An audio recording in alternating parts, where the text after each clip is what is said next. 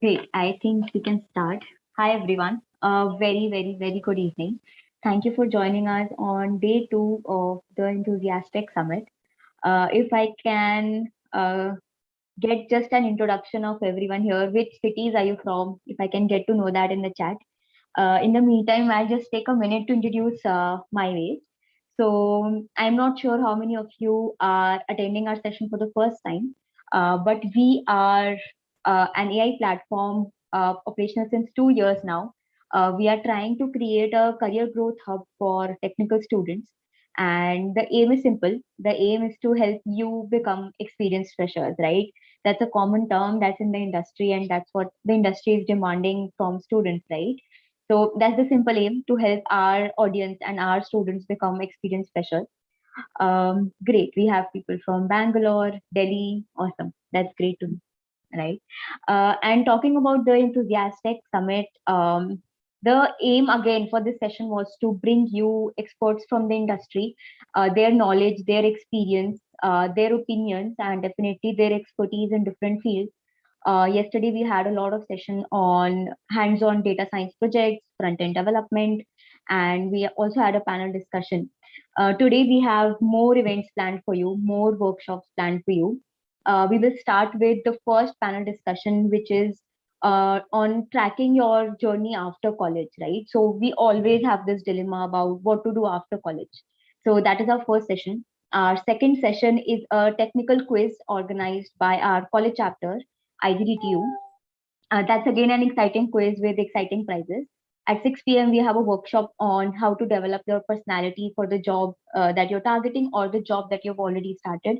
And finally, we will wrap with, I think, one of the most demanded workshop from our audience on emerging technologies, which is about blockchain, cryptocurrency, NFCs, and all these buzzwords that we hear in the market, right? So I hope all of you stay till the end. We will try to keep it as interactive as possible. I also have a poll prepared for all of you.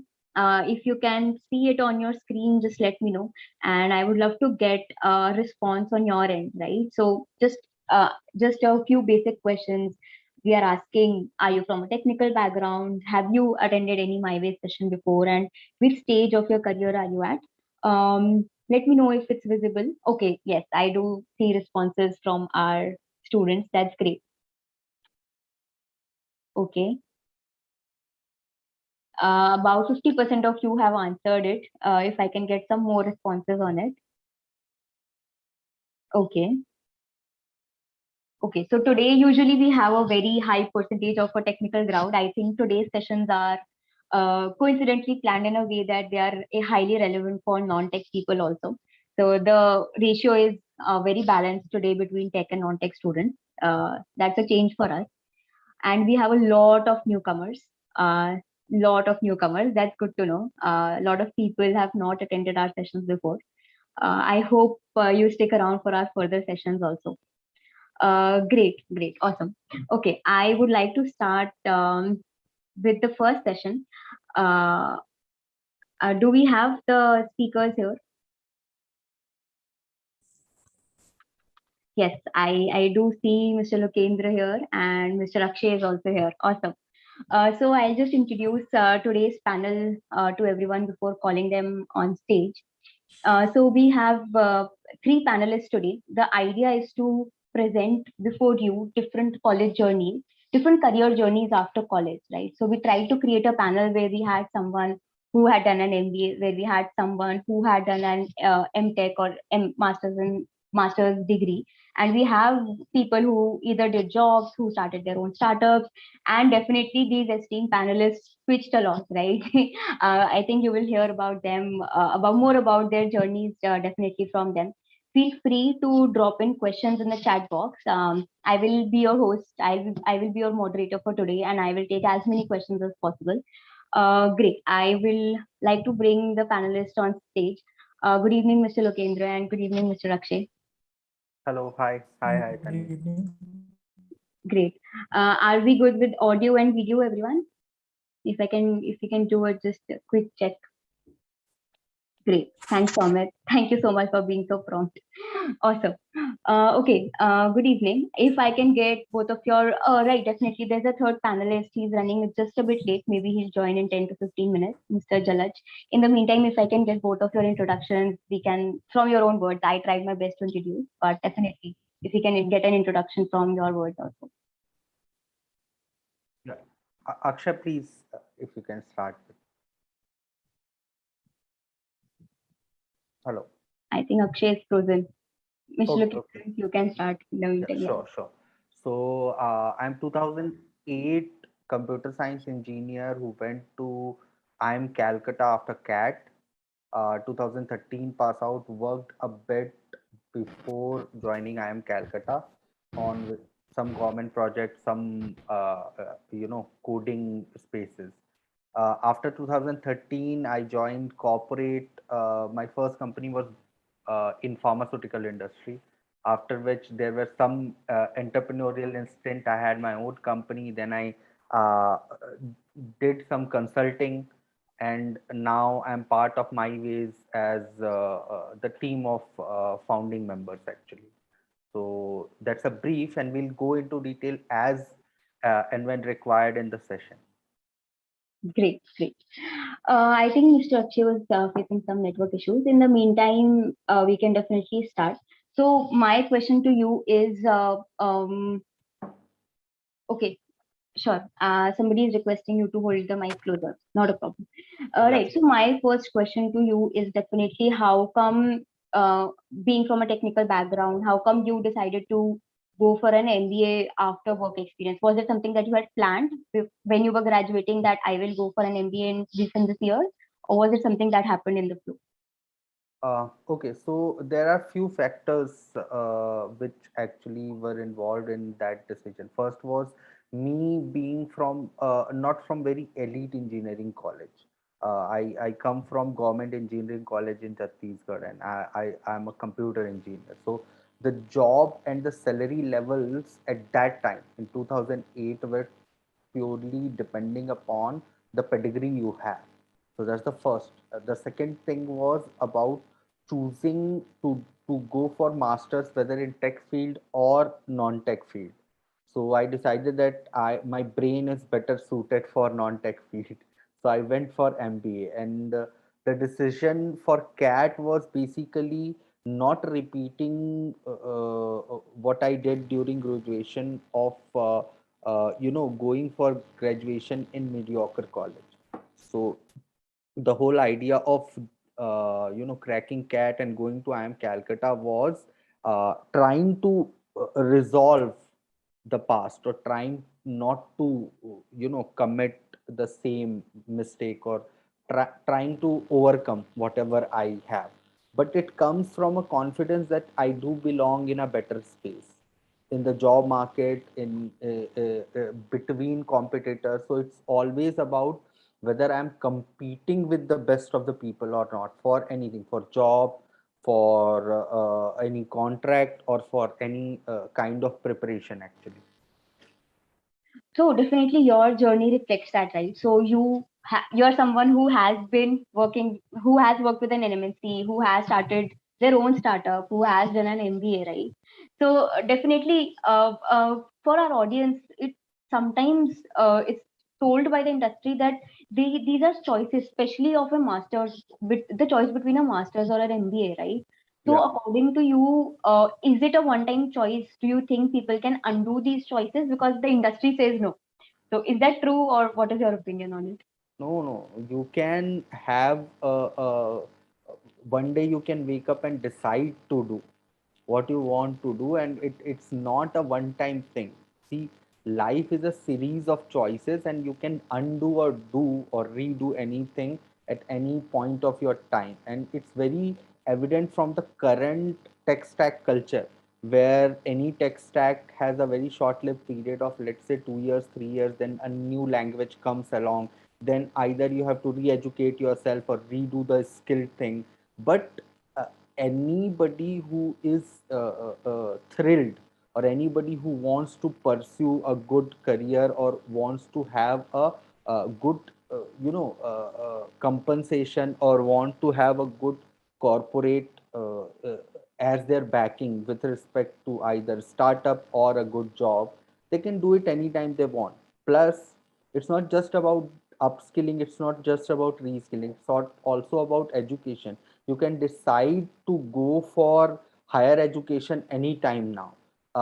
Especially, word is global now. What I mean by that is, even the online space has immense possibility of you re-educating or educating yourself more in terms of masters, or you can go out in the world for a traditional college in any of the countries, and that is very, very, very much possible in today's world. And that decision has more to do with you being firm with what you want to do, rather than कि मैंने कुछ कर लिया है, I have done something and I have to stick with it.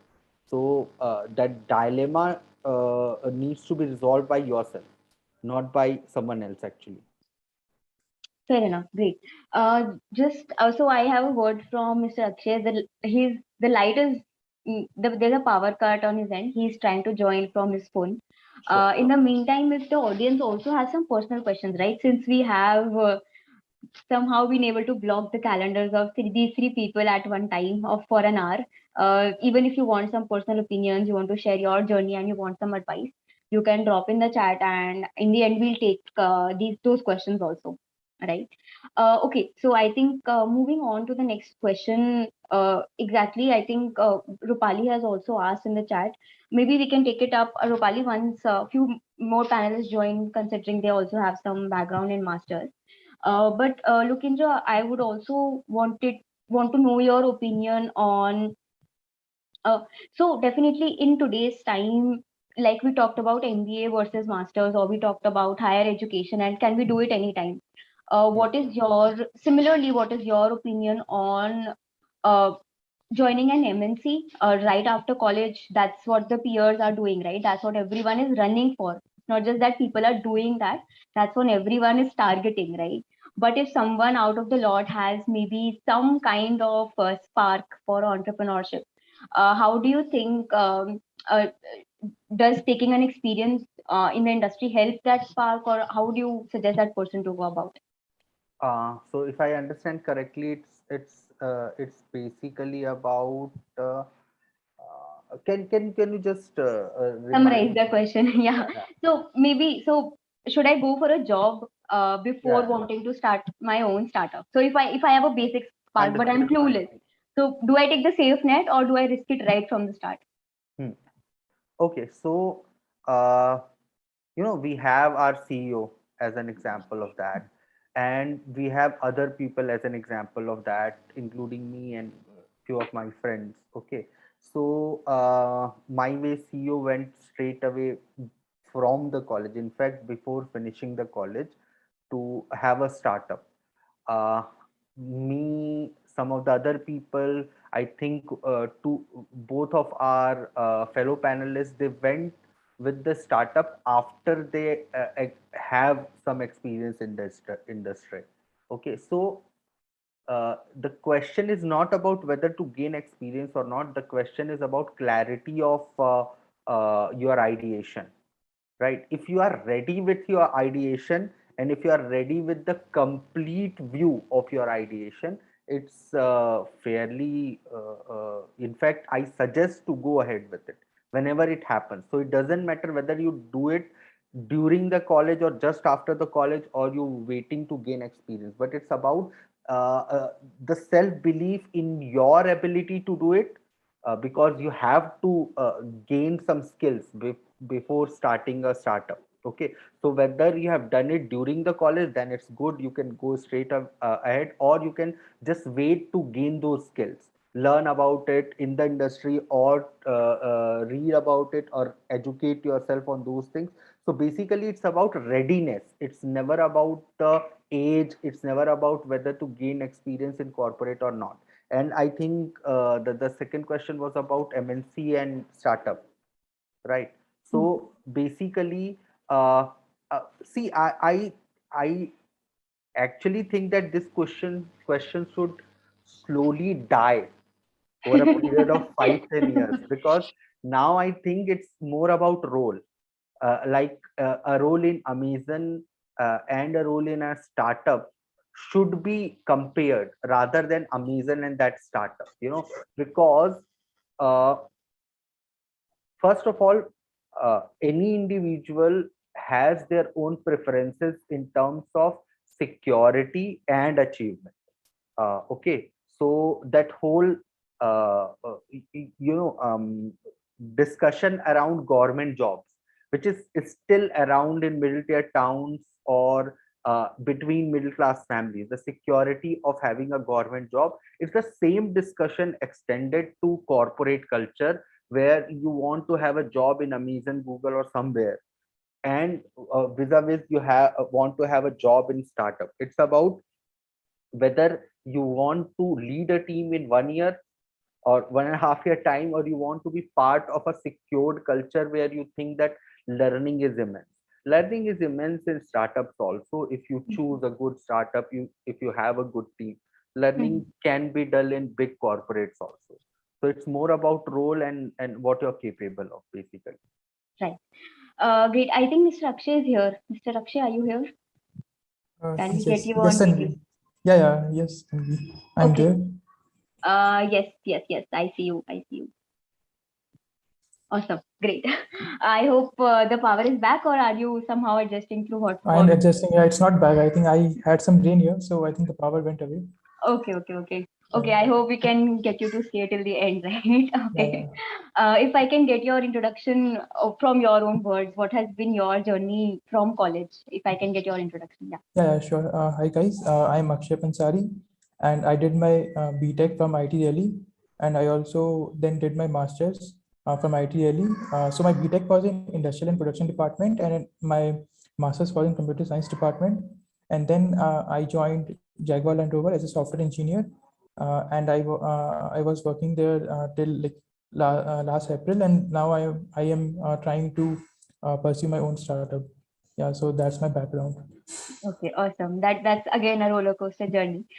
So Yeah. definitely, maybe I'll put that question to you also. So what was your, thought process of doing that master's degree after your BTech? And definitely, like Mhm. Lokendra mentioned, that his decision of doing a master's was because he wanted a better pedigree of college. But you already had an IIT Delhi stamp. So what was your motivation behind doing a master's?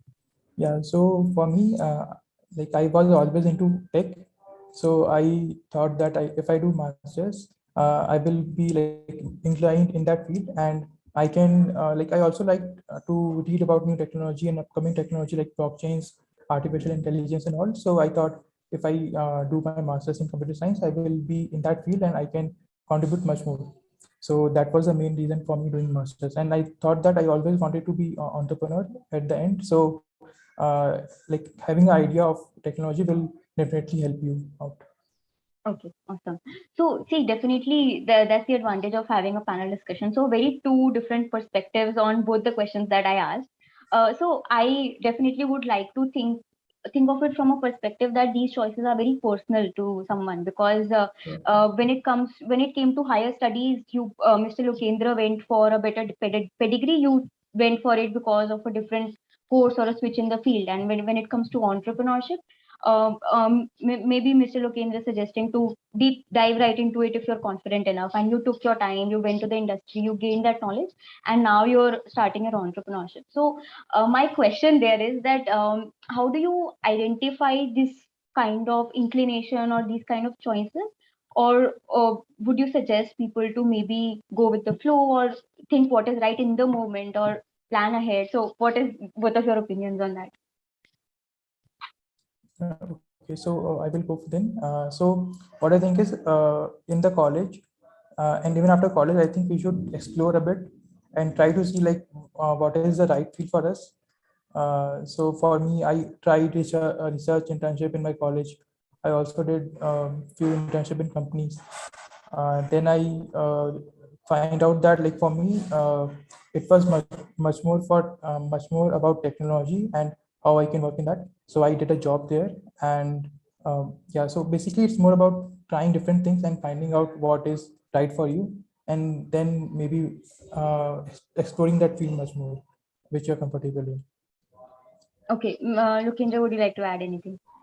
Yeah. So, see, I can actually differentiate a need for a startup or you doing an entrepreneurial stint or trying to open a company into basically two categories. One is that something which is itching inside you, you want to do for long. You have been thinking about it for years, and you want to either solve a problem or you want to change something. Okay, and then there is another aspect of it, which is actually about that market is representing an opportunity, and I want to grab that opportunity, and the better way to grab that opportunity is opening my own or doing my own thing. Okay, in the first case of a cause based or a mission based startup, where actually your entrepreneurial stint is because you are unsatisfied with whatever is happening around to solve any problem. Okay, that is more of an emotional decision.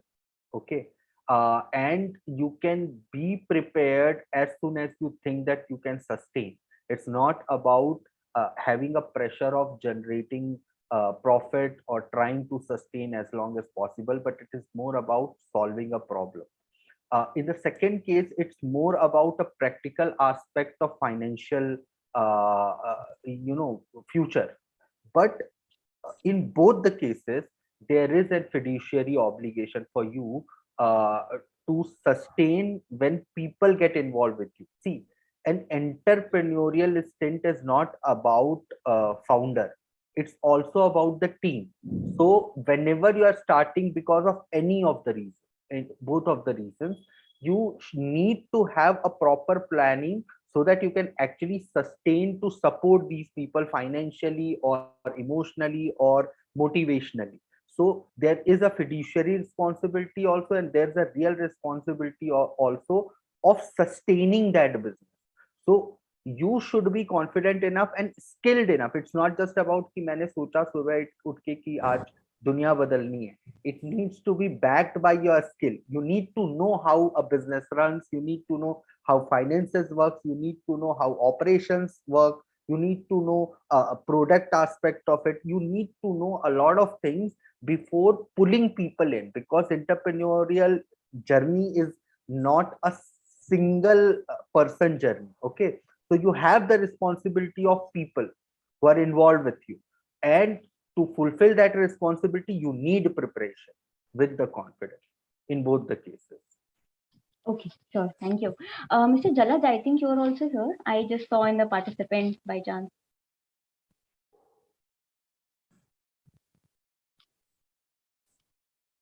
Okay, if anybody from my team can confirm, we can get him also on the stage. Okay, I think, okay, sure. So we have a question from Akash, I think on similar lines, so I'll take it up in between. He's asking that eventually he wants to start his own company. He wants to have an entrepreneurial venture, but right now he's planning to do a master's degree. Following up on what you both just said. So in that situation, is it better to go for a MTech or an MBA if your end goal is to get your own startup? Okay, Mr. Akshay, so yeah. yeah, okay. Okay, I see the question. So basically, it's about what to do right after BTech. So Yeah. should we go for MTech or should we go for MBA for starting a company, right? So I would say it doesn't matter actually. The main thing is like as my panelist said, Lokendra said that it's more about like the right time for you. So if you see yourself more of a business guy, like you are much more inclined toward developing a product, right, or raising funds and all. So I think then you can go for MBA. But if you see yourself as more of a tech guy who likes to work in different technology, then you can go for MTech. But in the meanwhile, you can also try to have your own side projects just to keep yourself running and being in that field where you can maybe try out different things and see what things excite you. So yeah, that's what I would say. Okay. Next question is very, I think, very, very relevant for Lokendra. So, someone is asking, Somit is asking, what is, no, I think I missed the question. Yeah. So, somebody is asking, how far do you think going for an IT job in either a startup or an MNC and managing preparation for an exam like UPSC? What is your opinion on this? So just to give a background, which you're on mute. Just to give a background, Lokendra himself has ran, like he was the head of an institute which was helping students prepare for UPSC. So I think you'll find a spot on person to answer that question. Yeah. So I did prepared for UPSC, appeared, cleared mains, didn't clear interview. I had an institute. My entrepreneurial stint is UPSC Preparatory Institute, which is still running in the state of Chhattisgarh. Okay. So see, to tell you very frankly, there are few exams in India which can't be done, uh, where- whose preparation can't be done part time. Obviously, JEE is one of them, and at the top. Second is civil services, which is UPSC, and third is CAT. Okay, so I think in India these are the three exams you can't do preparation part time. You need to immerse yourself full time. That's why you see a lot of institute for JEE preparation who just provide you school certification, but the focus is JEE. You see dedicated civil services institute where the degree doesn't actually matter, and you can do any BA BSc kind of degree and go on preparation for it. Okay, and specifically UPSC doesn't require any degree or any level of score. Minimum is 50% and all. So the focus should be on preparation rather than doing it with the job, because uh, competition is very hard. It's not about whether you'll be able to do it or not. It's always about that half mark or that those 2 marks, right? So it at the end it's always about last 2 marks of selection and rejection. And because of that level of competition, you need to dedicate yourself at least um, a year or half a year or something like that needs to be dedicated fully. I don't believe that it can be done with the full-time job. Okay, that was a very non-diplomatic answer. Thank you. So we have a question for Mr. Akshay next. So Rupali is asking, doing masters from distance, right? So definitely, I know that you did a dual degree, but what is your opinion on a distance master's degree? Do you think it is beneficial, and in what cases should a user or a student be okay of doing a master's from a distance? Okay. For me, I think that it's better to do any degree with members, like with the colleagues and all, with your people around you, because you will learn a lot. But if you have some circumstances where you can't do like degree masters from distance, then I think you can do it. Otherwise, I think you should prefer to do this master's degree with people around you. That will be better because you will learn a lot more than you will learn doing it alone. So yeah, that's my point of view. But yeah, it might differ for people. Definitely. So these two questions prompt me to think, right? So sometimes, even when I was a student, we think that these decisions have to be very urgent. That I have to do a master's right now. If I'm not able to get, I will do a distance master's, right? So sometimes we think these decisions are very urgent for us. Like somebody looking for a job when they want to do a UPSC, they want to clear that UPSC. So do you think that there are any urgencies when it comes to your career? And if not, then how does one zoom out and think about it, right? How to get that courage or that guts to delay those important decisions if they don't feel right? Yeah. If either of you. See, going back to the question also, this question also, I think the decision for the let's go with the previous question of distance learning or distance education, then we'll come to this. uh, See, Do you want a certification or do you actually want to learn? These are two, these are aspects of it. Okay, so let's say there is a manager who's working in industry for 6 years. He know how to manage people. He's leading a team for last 3 4 years. But to grow into the corporate, or grow beyond at his position, which is senior manager, he wants to go into middle management or top management. He needs an MBA degree, but he know the craft. It's not about learning the craft. He already knows the craft, so he can take a certificate uh, by doing distance learning or something. Okay, but there are skills which needs to be honed, which needs to be learned in a real environment. Then there are certifications like Six Sigma, digital marketing courses, which can be done through distance learning. So you have to differentiate between what is the core skill. What are the core skills? Core skills can either be learned through a very structured environment or through work experience, right? But other skills can be added anytime through online, through distance learning, through anything. Okay, so what is the skill you want to add into? That's the basic decision marker for distance learning actually. Yeah, Okay. the second question I missed it. So Right. So, when is it okay to delay some decisions? yeah. So there can be multiple factors, but basically there are two to three categories we can put those factors. Okay, basically three. One is your family or financial situation. I'm grouping both financial and family situation in one. So that is something which I don't think this is the forum to discuss. If there is a situation, there is a situation. You can't do anything about it.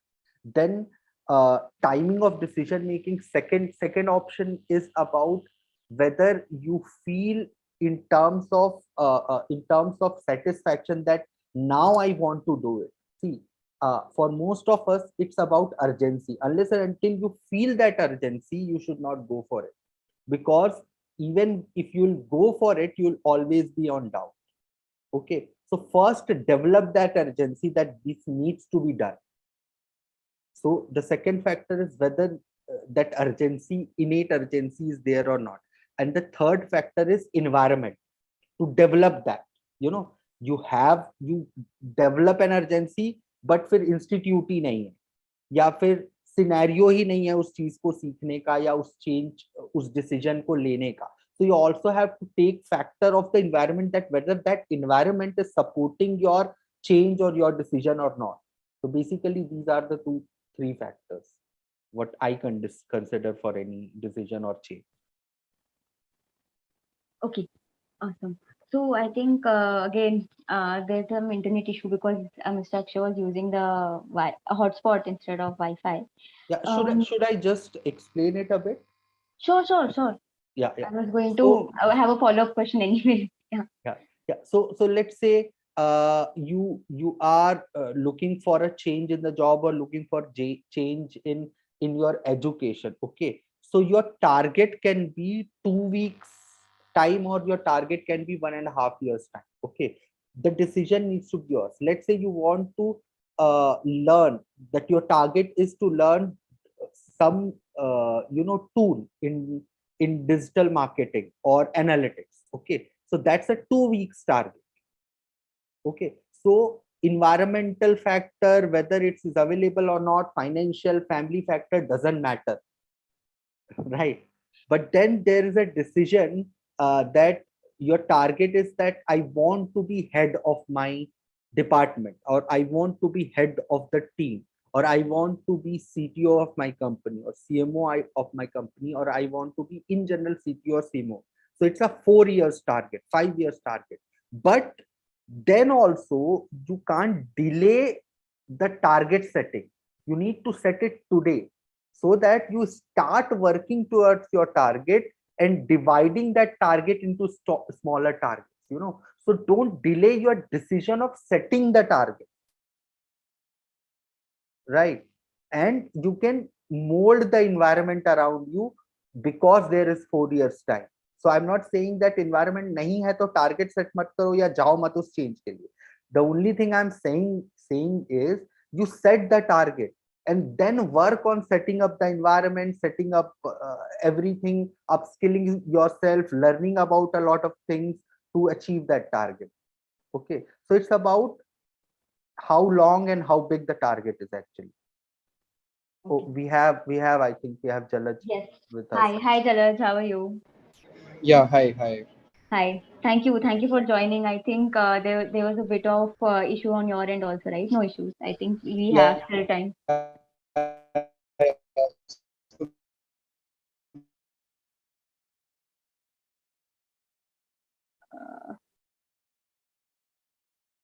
Not able to hear you actually. Is it my internet issue, or if somebody can confirm in the chat?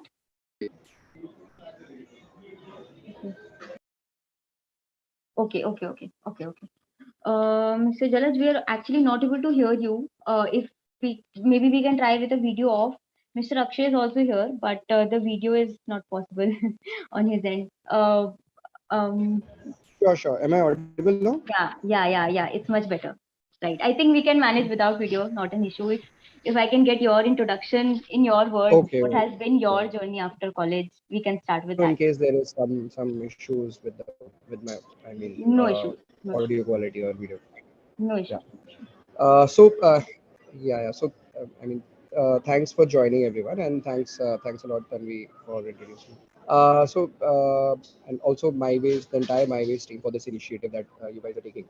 So just to sort of introduce myself, I am Jalag Garg. I graduated back from IIT Guwahati in 2017, post which I mean I had been I started my corporate stint with MNCs. I mean, large multinational companies like ZS Associates and American Express, more into the analytics side, understanding also how analytics drive business, how data drives business insights.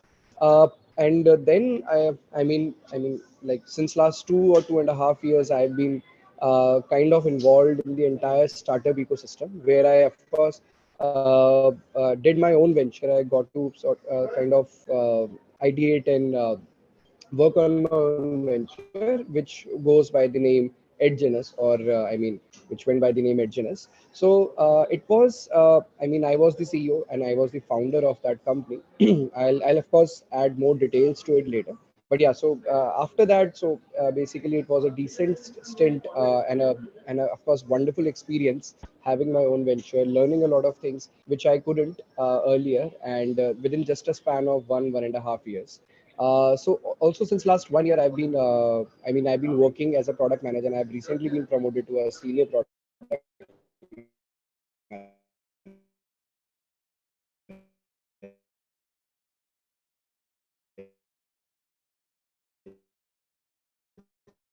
So I think we lost the audio also.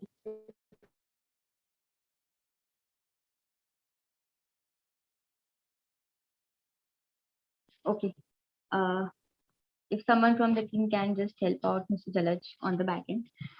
Sure. I think in the meantime, we can continue with the maybe the panel again. So I'll put these questions to. I think if all of you have heard about Murphy's law, if if something can go wrong, it will go wrong. But that's okay. I think we can manage to talk more about. So definitely, I believe the panel discussion was supposed to be a bit about MBA versus job versus masters, but we also added on a layer of competitive exams. We also added a layer of decision making. So moving further into the discussion, putting this question to Lokendra, and if Mr. Akshay can also jump hello. in, I think. Yeah, Yeah. yeah, Uh, yeah. so was I audible the whole time, or did you guys miss anything? We missed the last 10 seconds of your what you were talking about. Yeah, sure. So I was just saying that I mean my sort of current stint is that I am working as a product manager and been recently promoted to a senior product manager at Credgenix, which is a collection based company, primarily into the B2B SaaS space and into fintech space. And yeah, so that is where I've been working and kind of working on two very new products which were not live when I joined, but since last now they have an active client base. So I got the opportunity to contribute for their go live and also scaling them now. Okay, great, awesome, good to know. Right, thank you, Mr. Jalaj, for that introduction. I will move on to the next question for the panel now. So definitely, when we talk about either of whether it's higher education or whether it's switching a role, whether it's switching a job, whatever it is, when it comes to these decisions, they are mostly related to career progression. So, a candidate, a student, they want to move to the next step of their career, right? So, I believe that. So, what is your opinion of an ideal career progression chart, or is there even one? Or if you would like to add on your personal opinion also of your personal journey when it comes to typically thinking about a career progression and how you are growing. Right. I think Mr. Akshay is also here. If either three of you can take it up. Sure. So just Lokendra, if you can maybe start and then Jalaj and Akshay can hop in. Yeah, sure, sure. So, yes, there definitely is an ideal career progression which exists, and it is about uh, it can be, judged on two factors. One is definitely at the ladder of the corporate. The other can be the responsibility you receive at your role. Okay, so you start at the bottom at execution level, then you given the responsibility of two people, then you are managing the whole team, then you are managing the whole department, then you may be now taking control of PNL or a category, then you are taking control of the whole section or whole so that is one progression. The other progression definitely is in designations, uh, from executive to senior executive to, so on and so forth. So yes, that definitely exists, and we should be uh, you know obliged by it. In fact, in 99% cases, that's the case. But then we are also talking about 1% of the cases where that does not apply. And there comes the idea of technical people or ingenious, the people whom we call ingenious, who don't get defined by that, but they also lie in the spectrum somewhere. They have the ability to jump from one step to four step up, but they also are in the spectrum. So that spectrum exists. Journey may be different for 99% and 1%, but that spectrum does exist. Okay, so somebody like an entrepreneur or a founder jumps directly into the top decision making layer. Okay, but he also resides in that layer. So and so progression can be judged by your skill development also, and also the layers you rise and whatever is required. I'm sorry, there is some disturbance. No issue. Jalaj, if yeah, you were able to follow, yeah. yeah, I was able to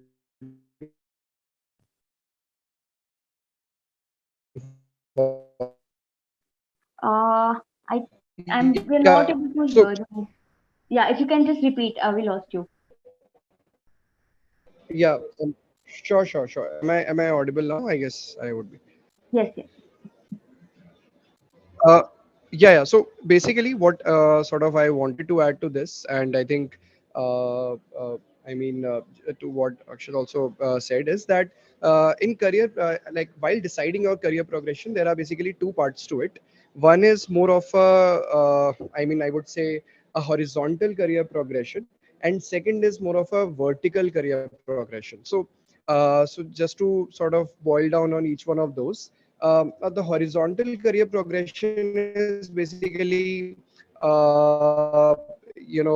one person or one sort of guy learning multiple skills which may belong to one sort of spectrum, like for instance within business, within tech, etc. And second is a vertical progression, as I think the other panelist, the co-panelist was mentioning about that. There is like you jump from executive to senior executive to, I mean higher management positions, where you sort of start taking your own, start taking crucial decisions. So I think both are very important in your career. And I think what I feel, is that one should definitely focus in the initial years on the horizontal progression as much as he can, because that's when you sort of come out of the college, you start exploring different skills or different once you have say like taken 2-3 years to kind of decide on what you want to pursue or what you're enjoying, and also what has been what your fitment or where your fitment also lies. So that is where you start basically taking vertical progression, where you move from move to different stages, vertically, maybe within an organization or laterally. So that is what I think, both are sort of very important. And I would definitely stint during your in your first 5 years or first 6 years of your career tenure, if possible. Because that is where I think I got to realize that yes, there are so many things that I was not earlier exposed to. There are so many responsibilities or decisions that now depend on you, and then you basically have a better sort of quality to make crucial judgments and crucial decisions. And also you learn a lot of things like managing time, managing people, which definitely help you as you go further up in your career. So that is what I'll just like to add. Hope that was clear. Everyone was able to follow up. Right, sure. Thank you so much. I think I will take another question from the audience before just summarizing everything. So somebody's asking if a person is already well settled in their career, right? So, um, is uh, how to go up the career ladder, is an MBA absolutely necessary, right? So most of the companies sometimes demand, but if the company is not demanding, do you think MBA accelerates it, or do you think a person can have some other way of maybe going up the career ladder?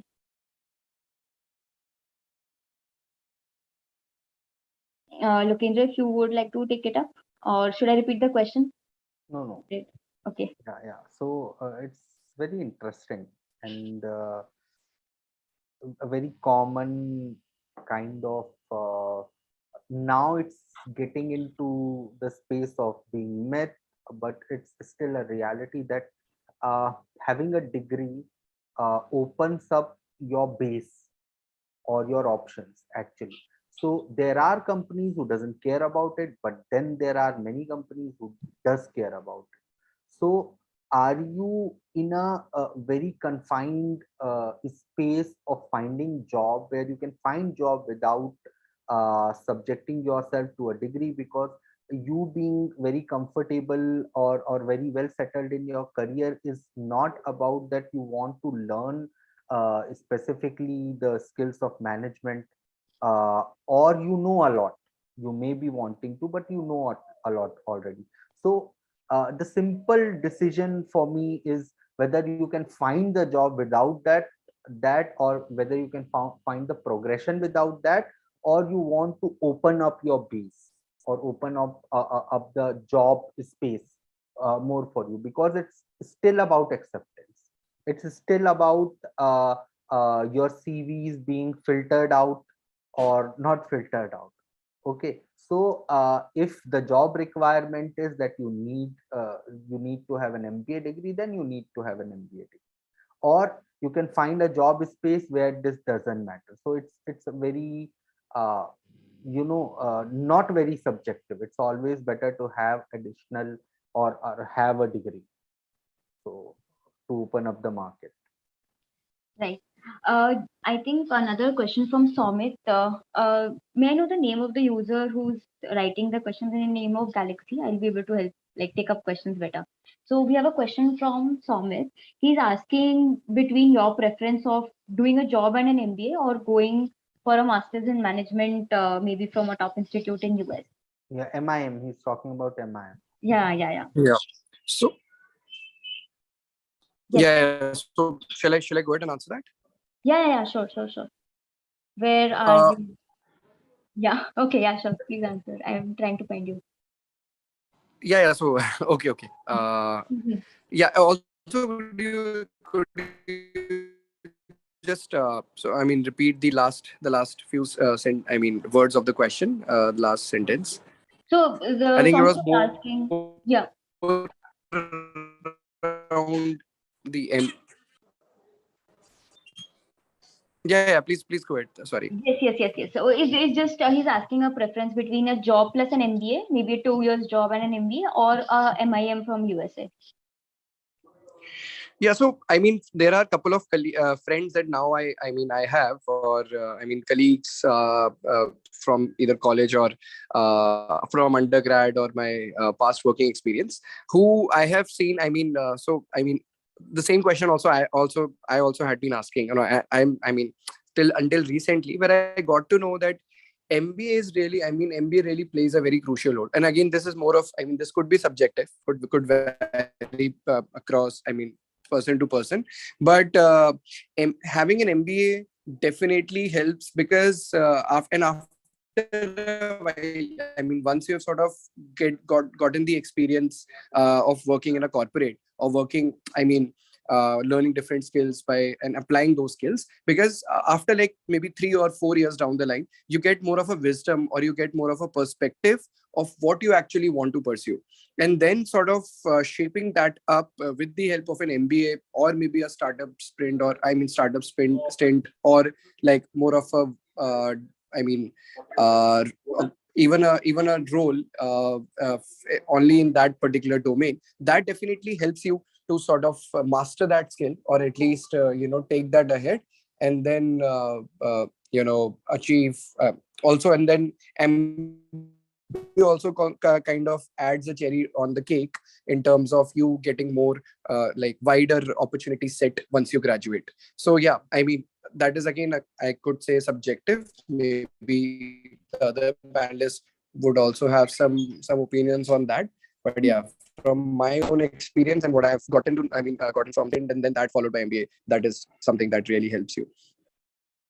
Sure. And I think maybe a global MBA could also help, because global MBA also gives you more of an exposure to work, or even be surrounded by people from different geographies, different interests and all.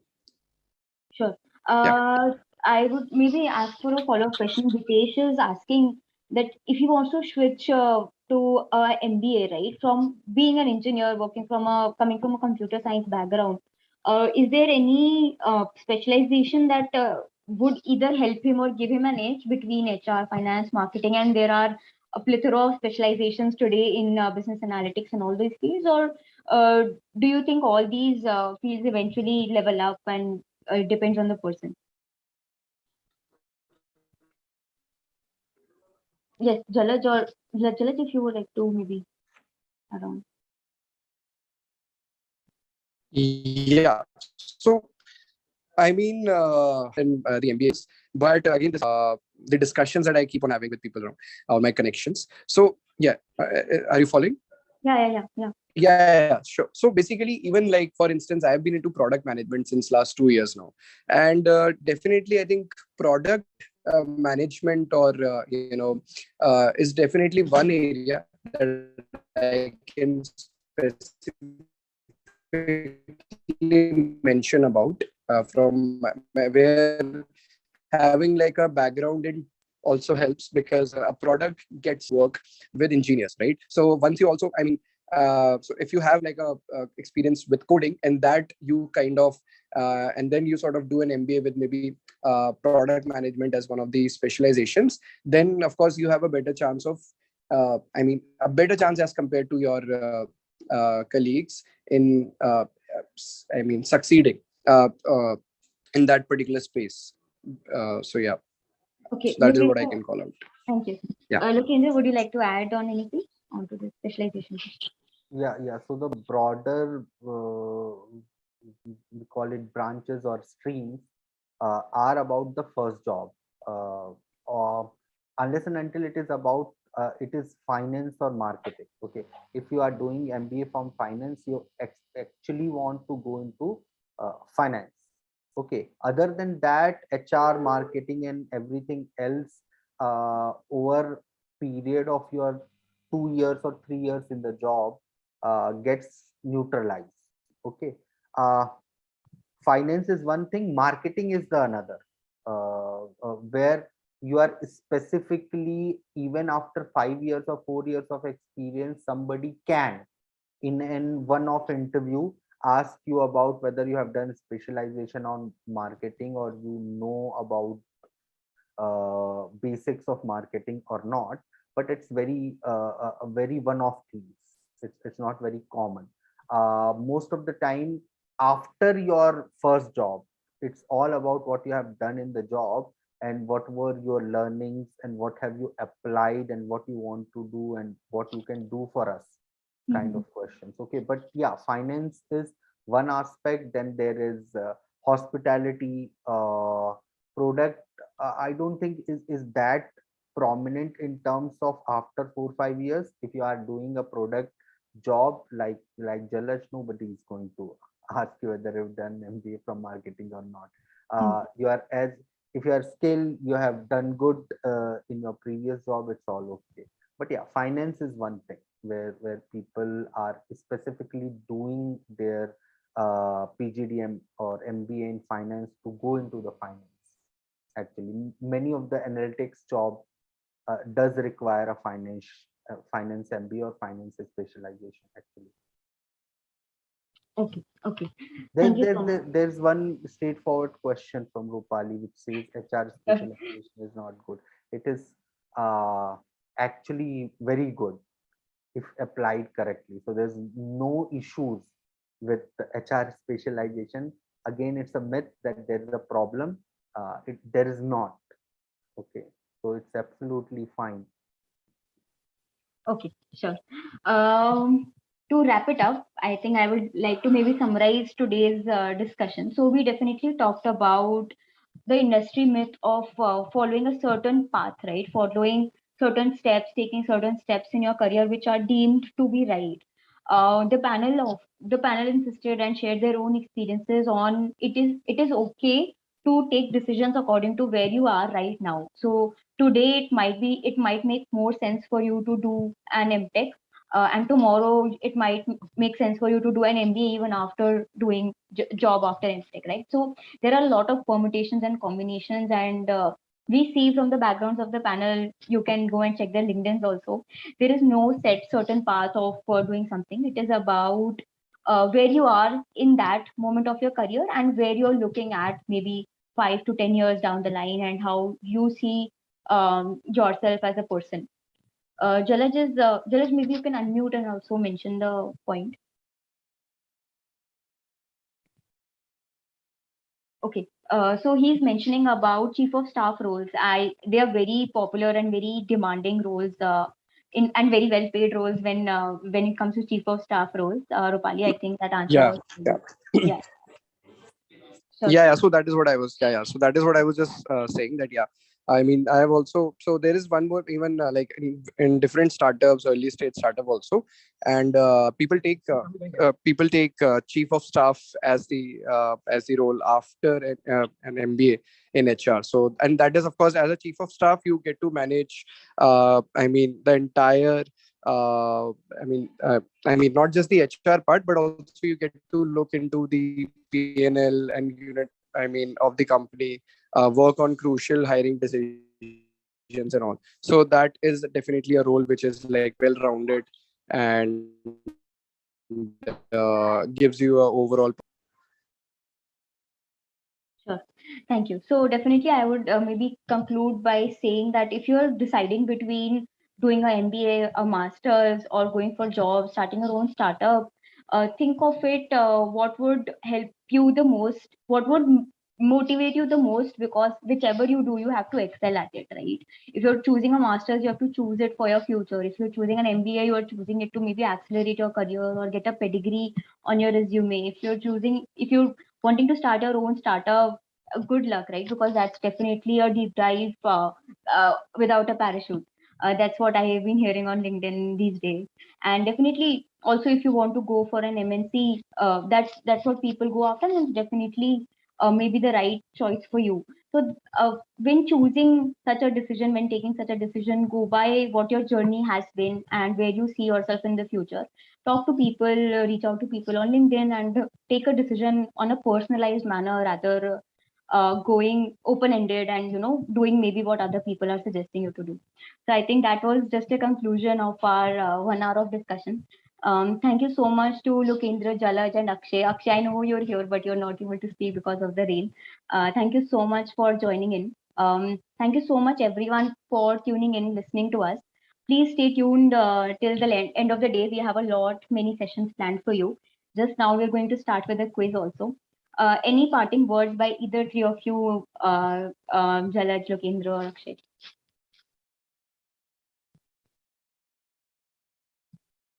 Yeah.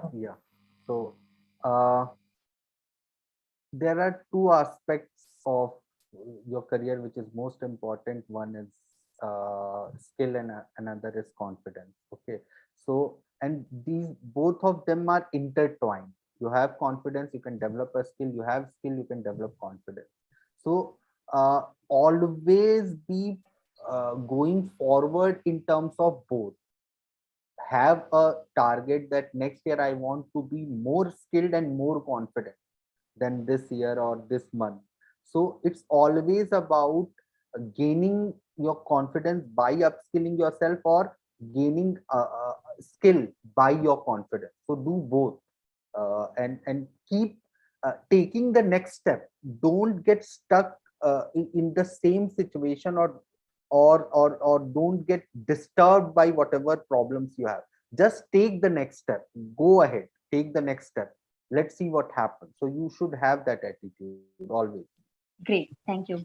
Thank you so much. Thank you everyone for joining. I would like to now share the stage with Ashita from IGDTUW College. Um, just to give a brief introduction of the next session, it's going to be a live quiz where we will be giving rewards, giving prizes, and you will be able to participate and see the results as and when. Ashita, are you there? Do we have you here? Hi, I'm here. Yeah, yeah. Can you switch on your video? Maybe I'll add you in the spotlight. Yeah, sure.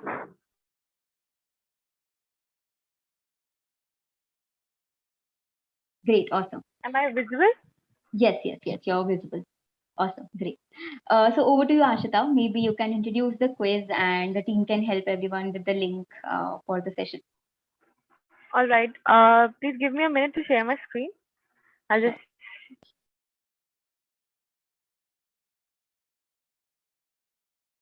And everyone who was there for the previous session, please feel free to give us feedback. The link for the feedback is in your chat box.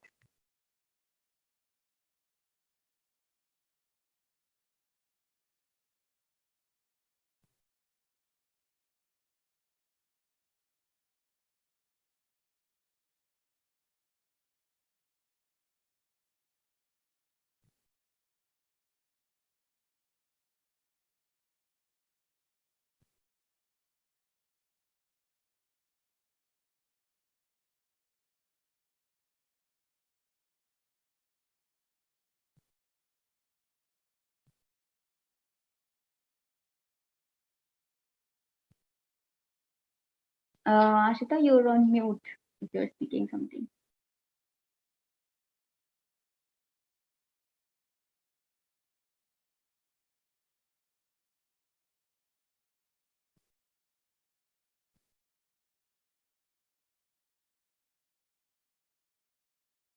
Okay. In the meantime, how many, if by you can raise your virtual Zoom hand or type yes in the chat box if you have just joined for the session? Is there anybody who has just joined and was not there for our 4 p.m. session? Maybe in the chat you guys can mention. Okay. There's one person, two people. Okay. Okay, it's good to see that rest of you have decided to stay for our quiz. Great, great. Is there anybody who's new for the session?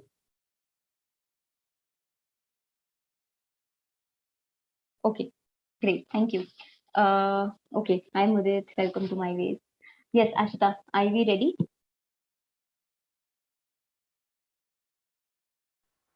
Yeah, I'm just sharing my screen. There's some technical issue, I believe.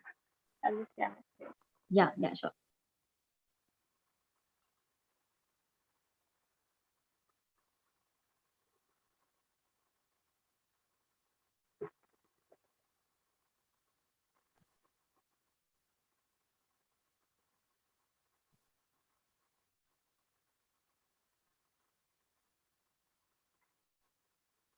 Is my screen visible? Yes. Okay, we'll start in a minute. Um,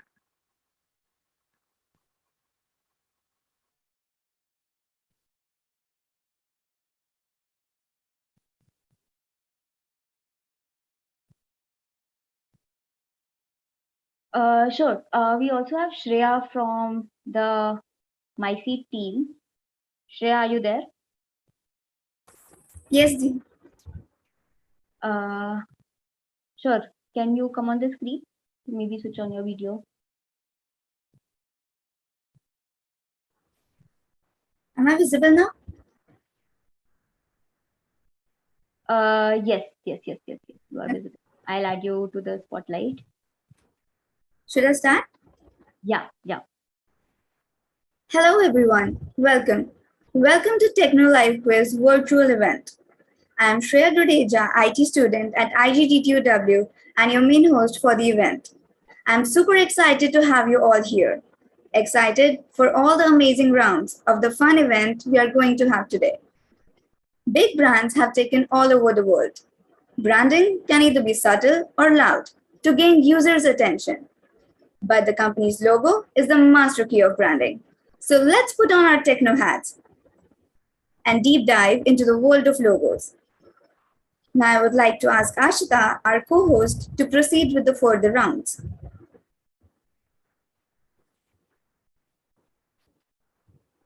Ashita, over to you.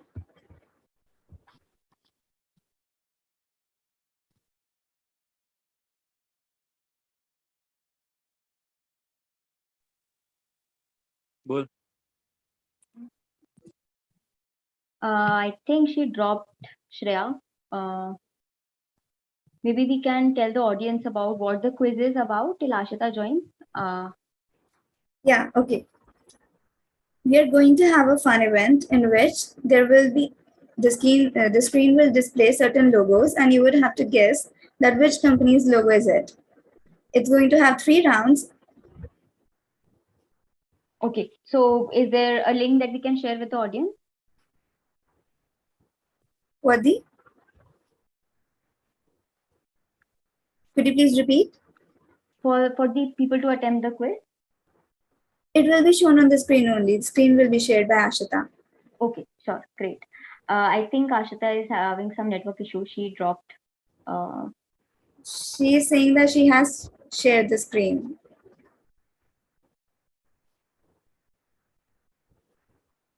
Okay, so we are dropping the link in chat box. Okay.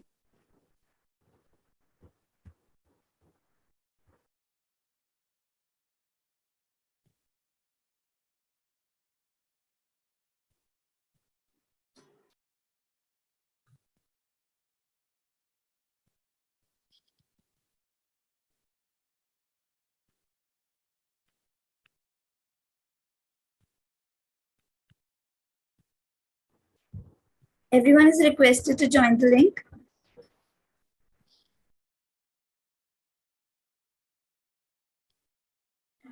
Sure, everyone. We would be very, very happy if you participate. It's a very quick and easy and fun quiz that we planned. So yesterday's session were all back-to-back projects, hands-on knowledge, and a lot of discussions. So we thought let's include a live quiz and a live interactive session where all of you can participate and get in on the activity. So there's a link in the chat which Priya has sent. Just go on the link. When you go on the link, there will be TechKnow live quiz, a button to ask, which asks you to start the quiz, right? Shreya, is that the one we're going for, right? Yeah. Sure. Just click on start quiz. It will open up a form for you that will help you to attempt the quiz, and we will have live subsequent rounds within this hour, right?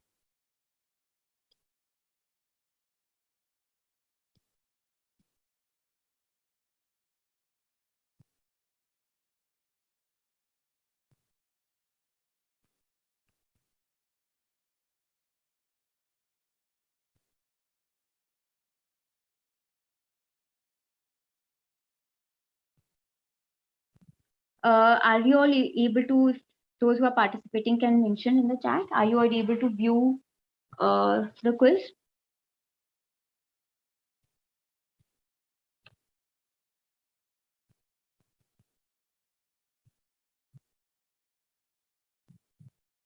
Okay, awesome. Should I introduce round one? Maybe Ashita is having some problems, so I would like to continue. Yeah, sure. So I think Rupali and Shubham have given an affirmative to us that they are able to see the quiz.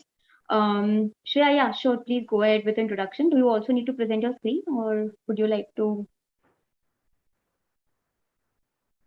Welcome everyone to round one. In this round, you'll be shown the photographs of CEOs of various companies and you have to identify them correctly.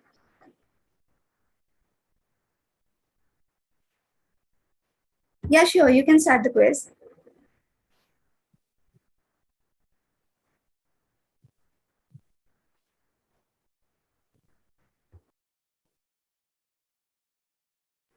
I just wanted to confirm, is everyone able to join the quiz?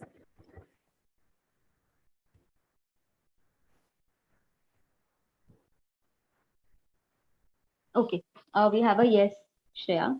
So Okay. do we need a screenshot, or we can just go ahead with the quiz? I think we can still go ahead, right? Yeah.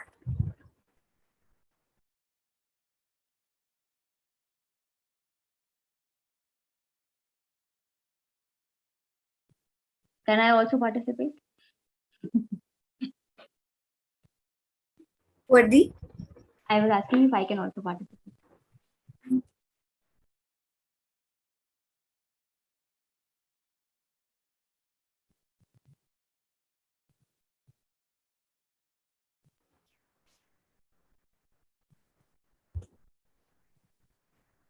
Now it's the time for round two. Has everyone completed round one? If anybody needs us to wait, just mention in the chat, please. The reason we did this live was so that it's like we all do it together, right? So if you want us to wait, you can mention in the chat, or we can go ahead with round two. Maybe you can use open the link in your phone and the Zoom in your laptop, or vice versa. I think if you have the Zoom app installed, you can also do a picture on picture, and you can do both together. So if you guys want us to wait, just mention wait, or maybe in another a minute, Shreya can count down to 60 in her head, and then we can start with round two. Okay, J code is done with round one. Anybody else who's done with round one? Keep mentioning in the chat. Right, so we have been doing, if you did not know, we have been doing quizzes every day, but we really thought after yesterday and because IGDTUW had done such a hard work, we thought that why not do a live quiz. Okay, now we do have people who have done a lot of people who have done round one. Shreya, I think we can move to round two. Okay. Welcome to round two. In this round, you'll be shown the logo of various companies and you have to guess them correctly. So let's start.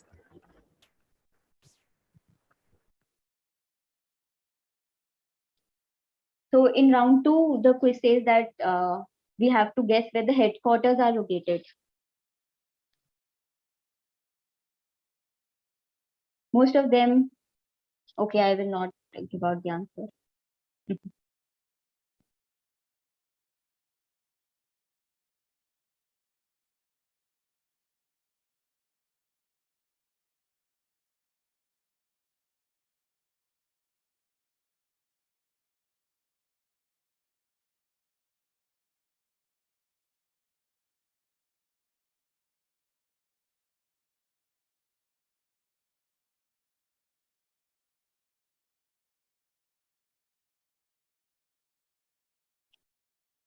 Everyone, we can use the chat again to mention.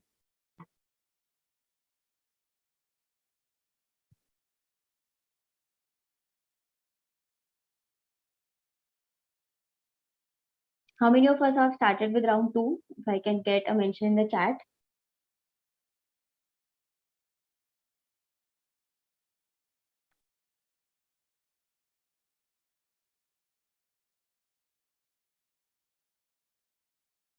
Okay, Rupali has started.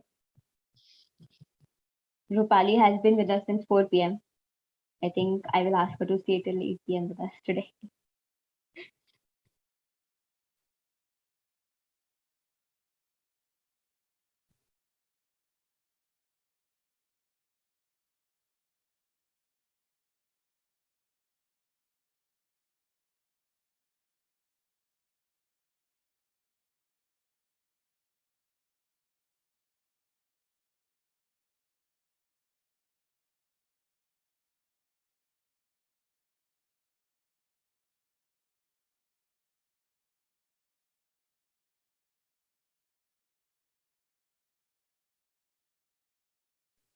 Great. If those who have done round 2, if by now you're not done with round 2, I think you're Googling the answers.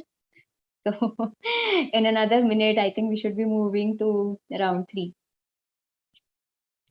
Great. Is there anybody who we should wait for to finish round 2? Is there anybody who's still at round 1?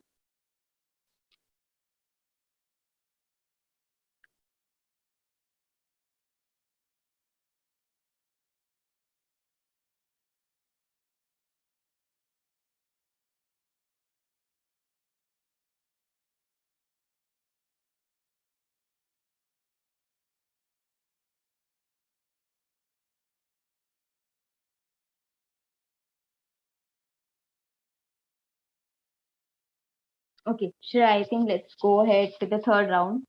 Should we?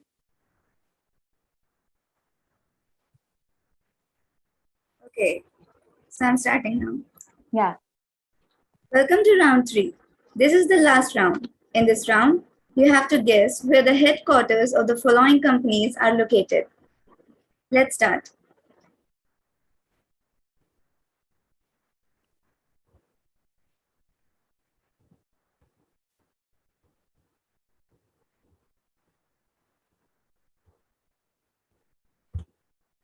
Sure. So round 3 on the Google, on the Typeform link on our website has guessing the CEOs and the founders. You have to select options, right? Wait, I'll share my screen. Right, everyone. So whoever is attempting the quiz, when you go here, when you start round 3, you will be asked to select from a drop down, which I think makes it a lot easier. But surely you can select from the drop down and take a guess on who you think are these CEOs and top leaders in these companies.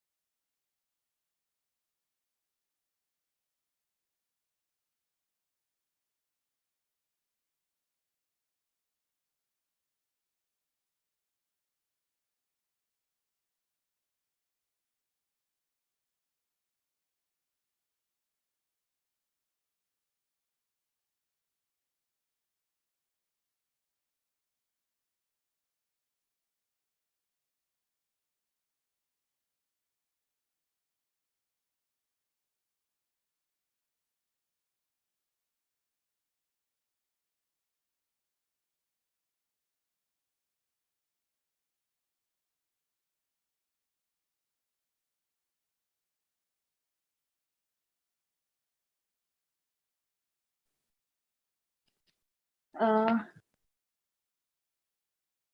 yes, I think people are starting to get complete with the round three also.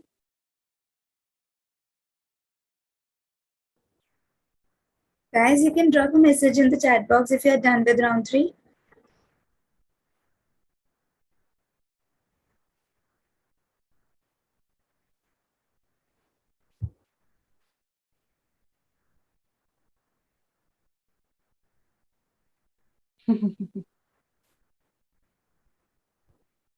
If we get a tie, we will go by the speed of the questions. If there's a tie in the answers, so there are cash prizes. We will reach out to you. Hence, we ask for email IDs also. Great J code and there is J code. It's really great. What's your name actually? I think this is an acronym or something that you're using. May I know your name?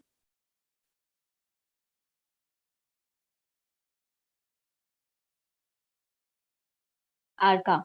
Okay, I think you were there in Thursday session, right? Am I right or am I not right? Okay, awesome. I was actually hoping that I'll have some repeated people here in TES. That would mean that you are finding these sessions somewhat interesting for coming back to us. So thanks a lot.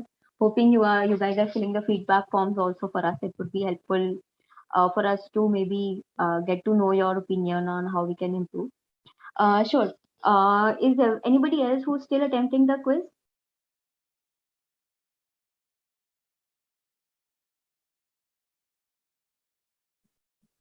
Okay, we have two more people who are done. Nerit is done. Rupali is also done. Are there only 4 people participating? If my team can confirm, I think there would be more responses, definitely. There are a lot of people here. I think we have kept the two most personal favorite sessions for the last, the 6 p.m. session and the 7 p.m. session today. Great. Soulmadeep is also done. Are more people attempting? So definitely first preference would be number of right answers, and second preference for us to choose the winner would be the speed that you attempted the answers. Okay, Vikas is here especially for the second and the second last and the second last session. That's good to know. Great. Shreya, do we have anything else? No, it's just a conclusion. Okay, sure. Go ahead. Thank you everyone for joining us today. We'll be sharing the results shortly. Please hang on. Please hang on for some time. Shreya, would you be sharing the results right in this session? I was told that it would be shared. Okay, great. I think you can go off stage and maybe evaluate till the time we can engage. I can talk to the audience, maybe answer some questions, or if anybody here wants to take a quick 2-minute break, they can.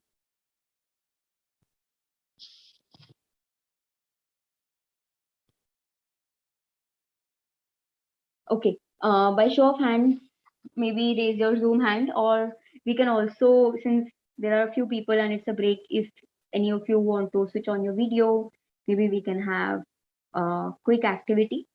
If by show of hands I can get how many people are staying further for the results or for the next session.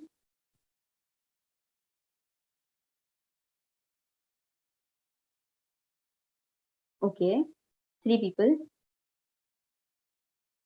4.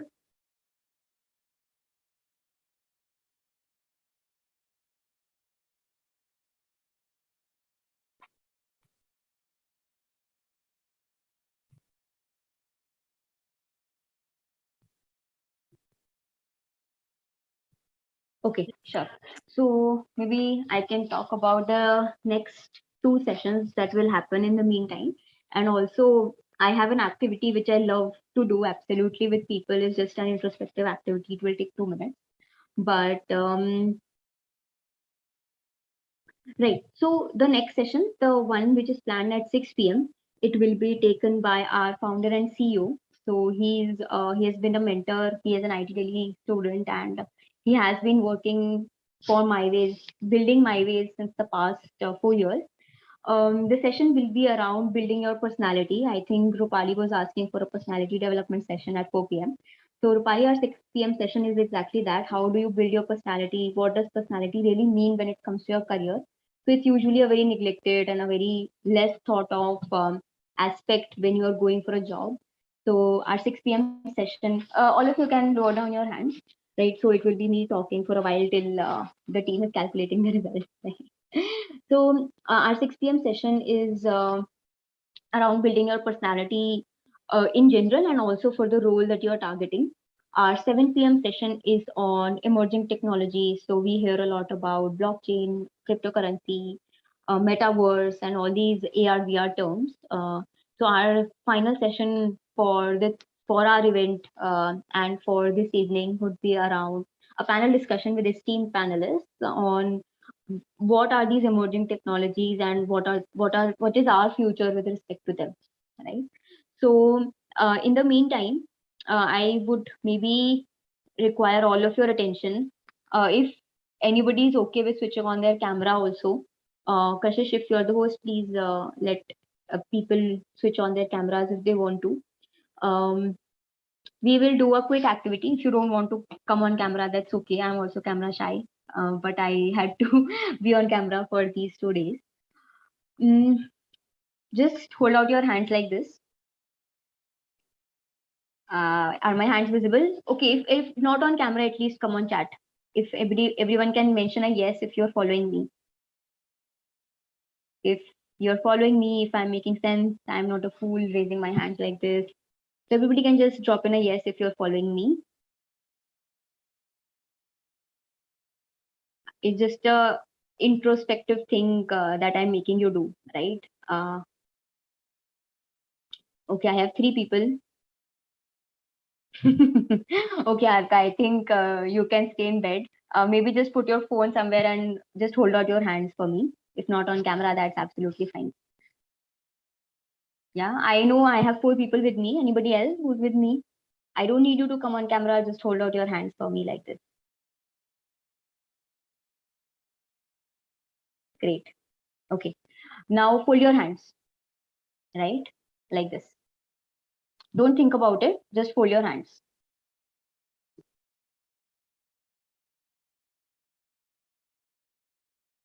If the videos were on, I would know how many of you did actually do that. If others think we are doing a silly activity, it's not. It's just that I like to do this and I like to make people realize uh, how in what situation they are, right? So fold your hands. So one step is open your hands like this without thinking. Fold your hands, right? Now note. So definitely there's a cross, right? One thumb is over the other thumb. So whichever thumb is over the other, just note it down, right? So for me, it's my right thumb that's over my left thumb. So just mention in the chat if it was your right thumb or your left thumb. You can open your hands. That's not an issue. Once you know which thumb was over the other, you can mention in the chat. Okay. Left was under. Okay. Anybody else who's following me? I know there are a lot of people who have been listening to us. I can recognize a few names from yesterday also. Right was under, right thumb was over the left thumb, right over left. Okay.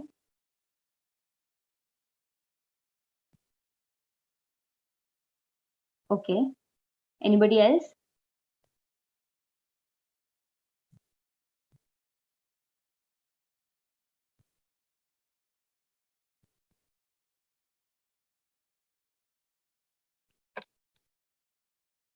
Okay.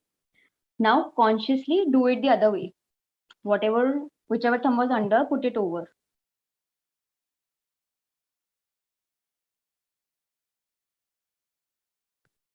It's just that it's very uncomfortable. Is it? Yeah. So Nishant agrees with me.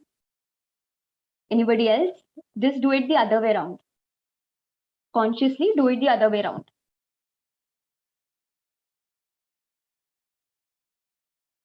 Right.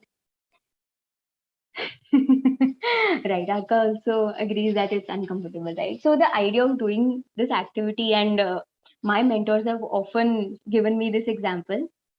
Okay, Soumyadeep is cool. Soumyadeep says it's not uncomfortable. That's also fine. So usually, see what happens is the idea behind doing this activity was we are often the idea of doing this activity was helping when my mentor did this with me was to help me realize how comfortable we get, right? So whatever in the past 2 hours, yesterday also with Mr. Yomesh's session, if you guys were there, uh, with whatever we are doing, we are often very comfortable. It is very comfortable to think that, okay, this is a set path for me. It is very comfortable to think that if I am doing this, I have to do that after that, right? So we are often in our comfort zone, and we sometimes need to let go of our fears to actually push ourselves. So a comfort zone is the most riskiest zone to be in, right? So right. So Arka says never settle for good. So definitely it's not that comfort is bad. Comfort, definitely we all strive for comforts. Our parents have given us whatever they have for us to be comfortable. But it's not about just being finding convenience. It's about always pushing yourself uh, for decisions, maybe to learn, right? I often, so we conduct, so one of the person asked how often we conduct these sessions every weekend, right? This kind of event where it's a 3-day event back to back, we conducted on our annual event day, which is March or April. So this we conduct once a year, but the master classes with industry experts we keep on conducting every week, right? So one of the most common questions that we get asked is how do we practice? So how do we manage our time? How do we practice? Whether it's a technical student wanting to practice DSA or coding, or whether it's a non-technical student wanting to prepare for some exam or wanting to prepare for the college. So the same simple answer is getting out of your comfort zone and practicing and having that same consistency uh, every time, right? So that is most important. So having the consistency of doing whatever you want to do, taking those decisions to push yourself. Think to yourself, are you taking that decision to because it's the easier decision, or because it is something that you think will take you to the next step? Right. So it's just a simple activity till the time we were waiting for result for us to plan out. I hope I made some sense for at least one person out here. Virat and Merit, if you have something to say, maybe you can unmute and talk, or if not, maybe you can lower your hand. That's absolutely fine.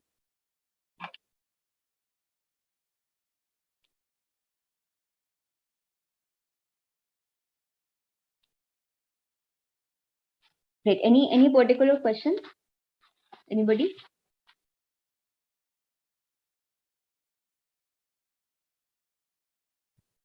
Great. I think we can take a 2-minute break, just a 2-minute break. IGDTUW will be back with the result. In the meantime, I am here. I'm just switching off my video. If you have any questions, you can ask. Or if you want to take a break, you can also take a break. We will start with the Samyak session also very soon on building your personality.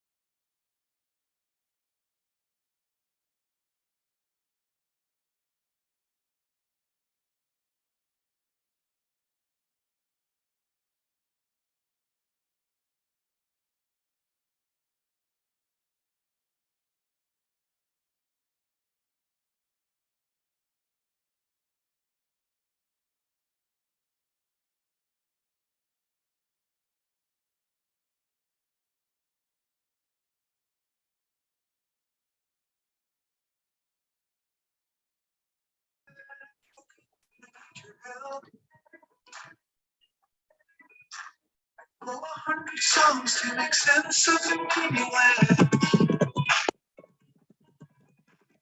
I'll unwrite the ball. Help me not despair. I would never break your heart. I could only rearrange.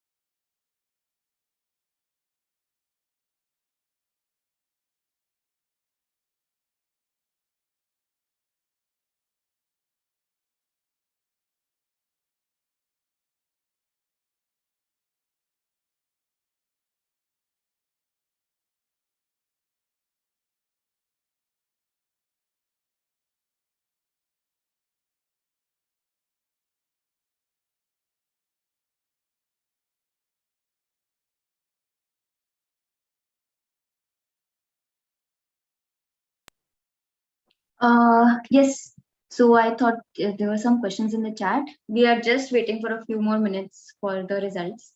If there's a little more time and Samyak joins before, we will announce the results on your emails, right? So talking about two things, three in fact.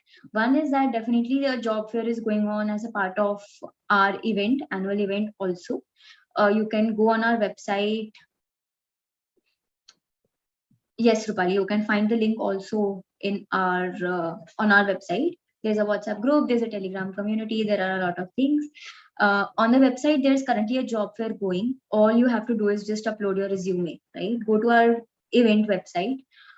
You can upload your resume and we will reach out to you with relevant opportunities after the session. After the event, some people have already been referred to a few jobs. We mostly have technical openings, but surely if we have relevant, we are also always hiring non-technical people. So surely if your resume matches any referral that we are giving to employers, we would be happy to help. Second thing that we are currently doing is a project submission. Sure, if anybody from my team can drop in the chat, maybe Sparshika if you're there. Sure. So we are also doing a project submission, open-ended project submission. So we do realize that when it comes to technical students, there are, or even non-technical students, but mainly technical students, we often talk about the importance of building projects, right? So when it comes to building projects, we build the projects, but who is there to validate it? So with that idea, we brought about a concept of project submission, where you can submit any project that you've built, and we'll have mentors review it, we'll have a look at it, and we will reach out to you with feedback and maybe a few pointers. And if at all we find it highly relevant or if it stands out, we will also give you certificates on the projects that you've built, right? So that would be a very bonus, you can say a brownie point on your resume to have validated projects. The third thing that you can participate, which is ongoing, that will end at 8:30 today, are live quizzes, right? So we have live quizzes every day on different topics. So where you just attempted the quiz, you will see other past quizzes that have taken place over the past 10 days. You can attempt any of the quiz. We are also giving rewards and prizes to the winners who win those quizzes. Rupali, just give my team a minute. Maybe someone will find that WhatsApp group link and share it for you.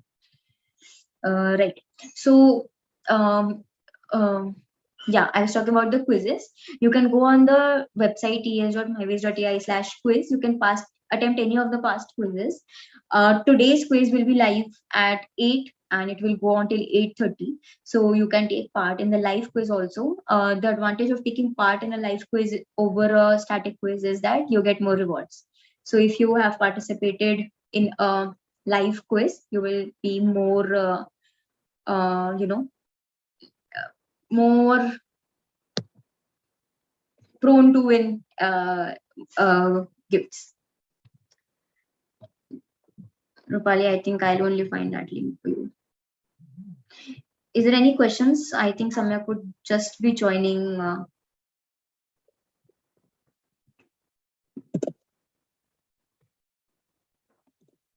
Okay, great, Virar. Rupali, yeah, I've shared the link with you.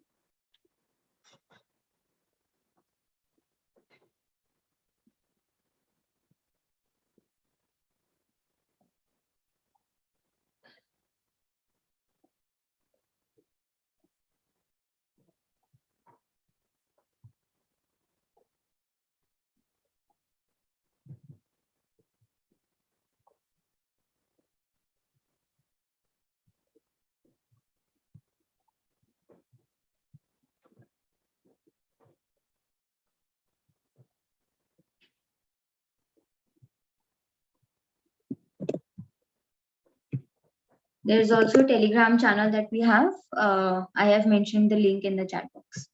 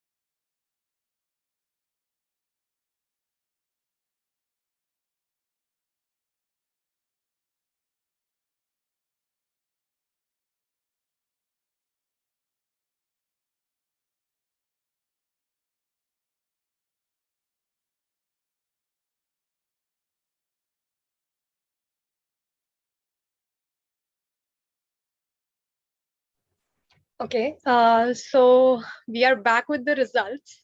So Rupali was asking just in the chat box, how long will it take? I think we just made it in time. Okay, so yeah. So anybody who thinks like, I think I might have won this. Anybody who can just type it in chat box that person might be me. Because as we got a lot of responses that the quiz was very easy. We think that everybody got the right answers. Surprisingly, I at some point of time I was like, when I saw the results, like the database, I was like, okay, there are people who were like too confident because they had, I think, all the right answers and one two small mistakes, and I was like, okay, this happened to be like, it's almost KBC, but it's not the main KBC, it's the fastest finger type round where you need to answer the questions that are not that hard, but you need to be fast. Okay, anybody who thinks that person won?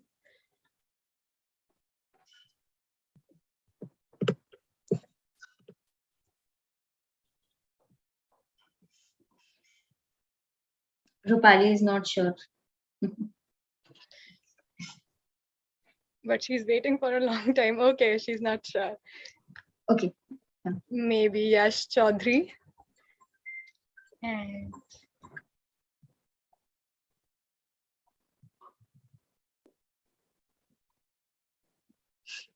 okay, Samyak Jain says him, maybe. Okay. I think without further ado, not being a typical Indian television show which says, okay, and the first winner is, we'll just dive in with the winners. The first position goes to Mudit Gupta, and the second winner is Mehak Dhamija. Congratulations, guys. Okay, Mudit is like, that emoji says all. Okay, great. Great. I think a warm round of applause for both the winners. Absolutely. Okay, Samyak is also here. Okay, thanks, Priya. Any parting words for everyone? Okay, so I would just like to say, I think this is the first collaborated event we had, like as MySeed IGDTUW with MyWays. And to be very honest, it was nerve-wracking, not because it's like a very new thing to me, but it was like, it's such a big organization, and to be part of it and finally got a chance to have an event with them, it was like, okay, don't mess up. But the internet connection failed me today. But nevertheless, we had a great time. At least I did, and I hope everybody enjoyed. And that rush, that winner might be me. That made me feel like, okay, at least we were able to create that rush inside within us. So yeah, that was a great experience. Thank you, everyone. Thank you so much. Thank you, Priya. Great. So we also have Samyak here on stage. Samyak, are you here? I will add you on spotlight. Yes, are you able to hear us? Yes. Are you able to hear me? Yes, perfectly fine. Check. There's no noise in the background, I hope. No, not yet. Right. Great. So again, thank you everyone. Thank you to MySeed, IGDTUW for organizing this event. Go and check their social media handles and check them out on whatever fun activities they keep on doing. They do a lot of events. You can find Priya on LinkedIn and definitely follow them up. Samyak is here as usual, a bit early. But again, great work, Priya and team. I think IGDTUW is doing good work. I'm really happy about the MySeed chapter functions over there. And I wish you all the best. I also kind of encourage other colleges to take it up. I'm not sure whether you're aware of what exactly is MySeed. So these are college chapters where, so Priya, if I think you'll be the right person to introduce what do you do. I'm not sure whether that has been already done or not. Sure, Priya, are you here? If here, maybe you can talk about MySeed and what you guys are doing.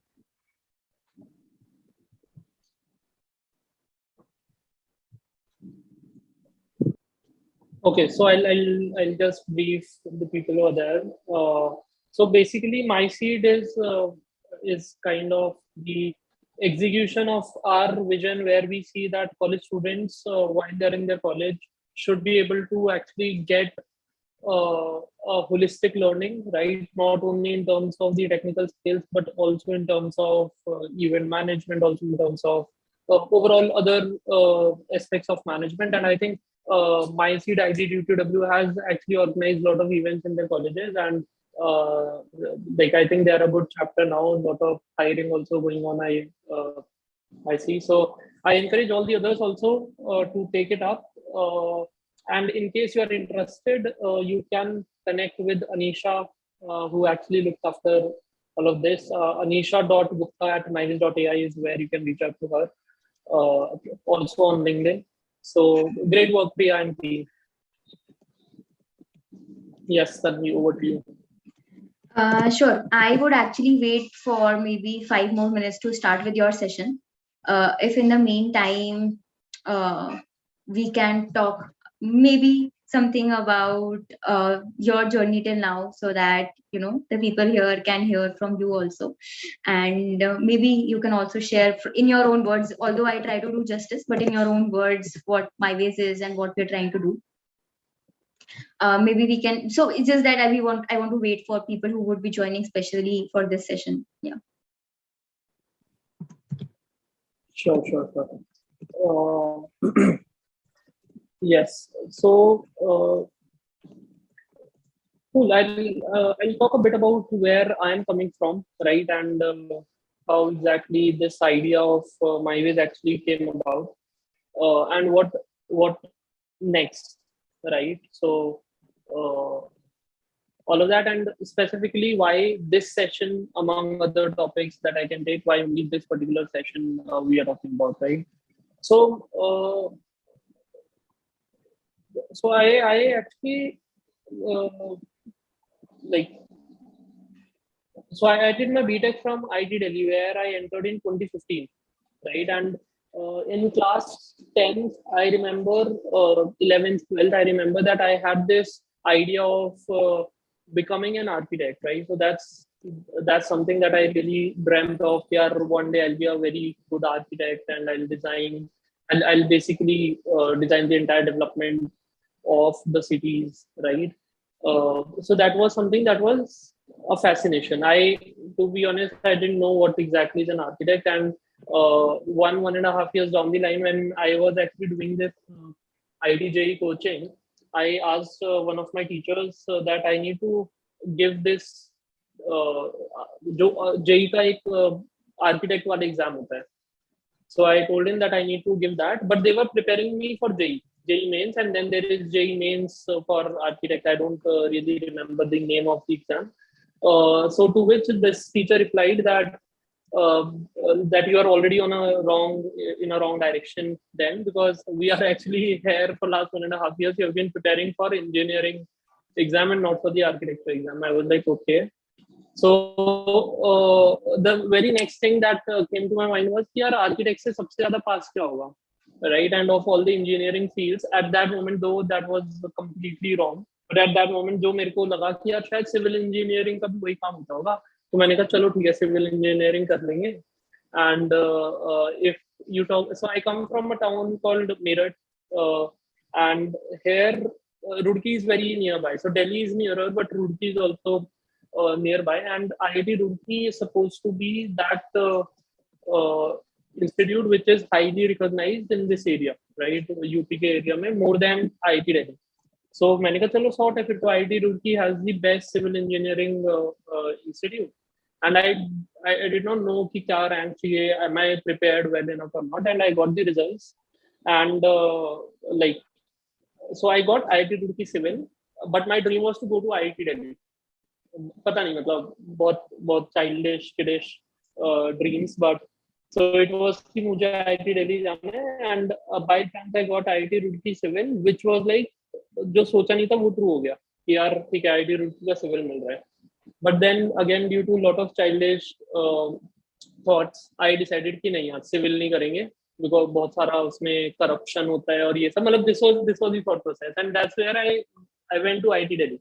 और IIT Delhi क्यों करना है, कि यार job नहीं करनी है ना, कुछ उस टाइम पे एंटरप्रेन्योरशिप वर्ड नहीं पता था, तो भी लाइक आई थॉट यार कुछ बिजनेस वगैरह कुछ करना है.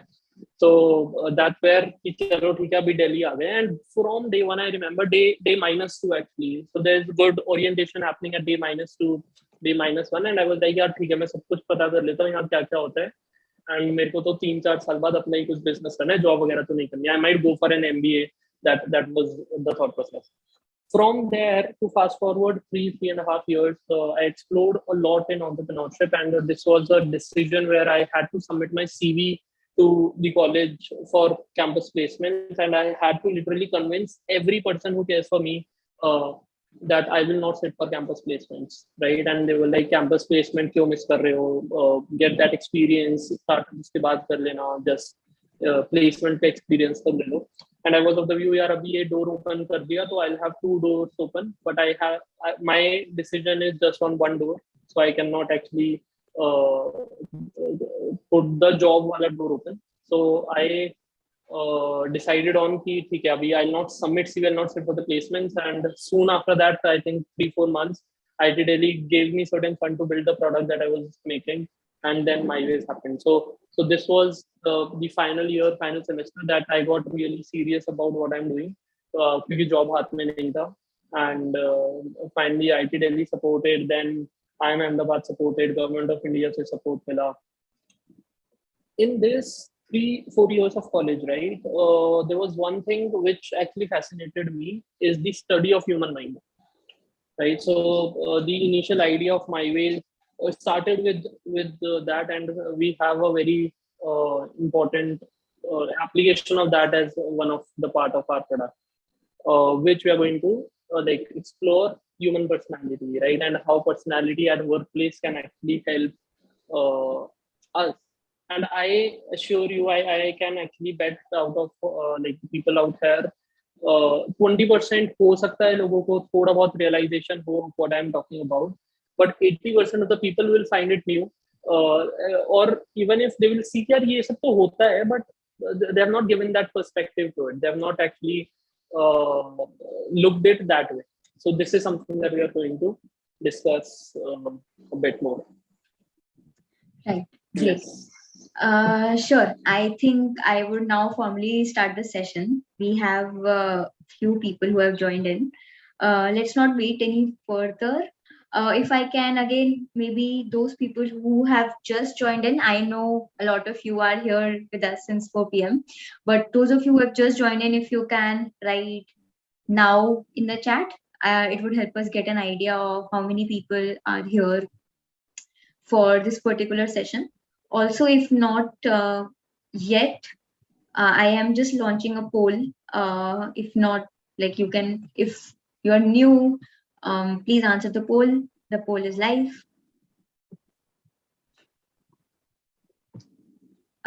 It's just a few questions. What is your background and which stage of your career are you at?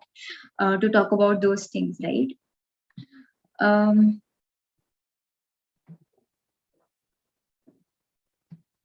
Great. So is there nobody new?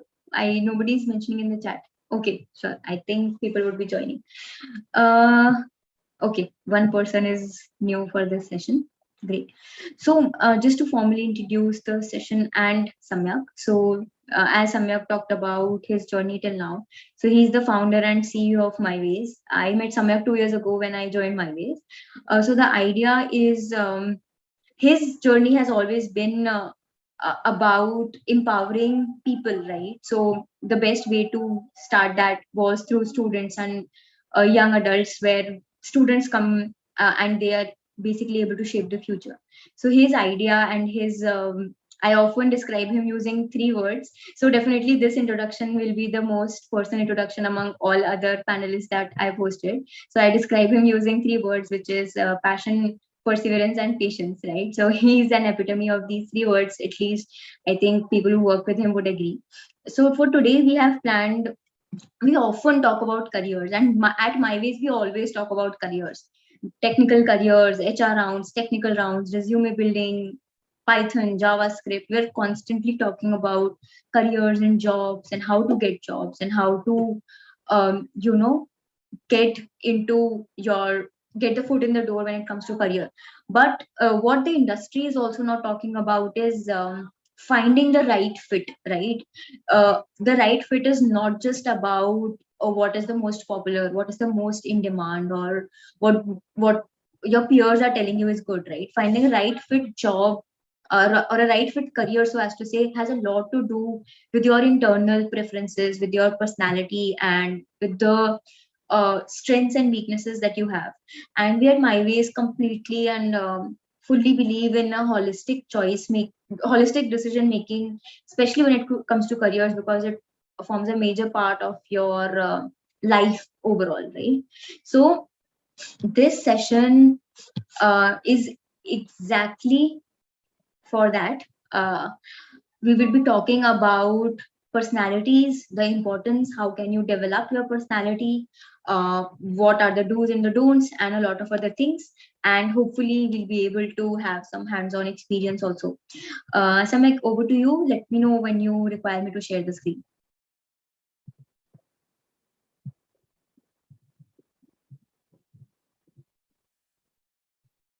Yes, thank you, Tanvi, for the kind introduction.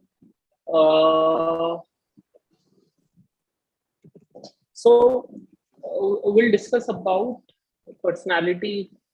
Just be with me on this, right? And let's try to make the session much more intense as we go along. So everyone who is there, right? Let's see what new we'll be learning in this session. So first and foremost, what do we understand by personality, right? What do you think is personality, right? Whatever you think, whatever your take is, you can just type in the chat.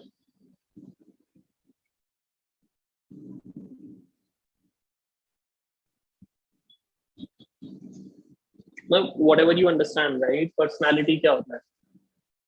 Whenever we say that this person has good personality, bad personality, inspiring personality.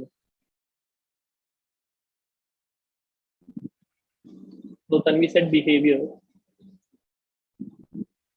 being aware of who you are, okay? Holistic development, I see.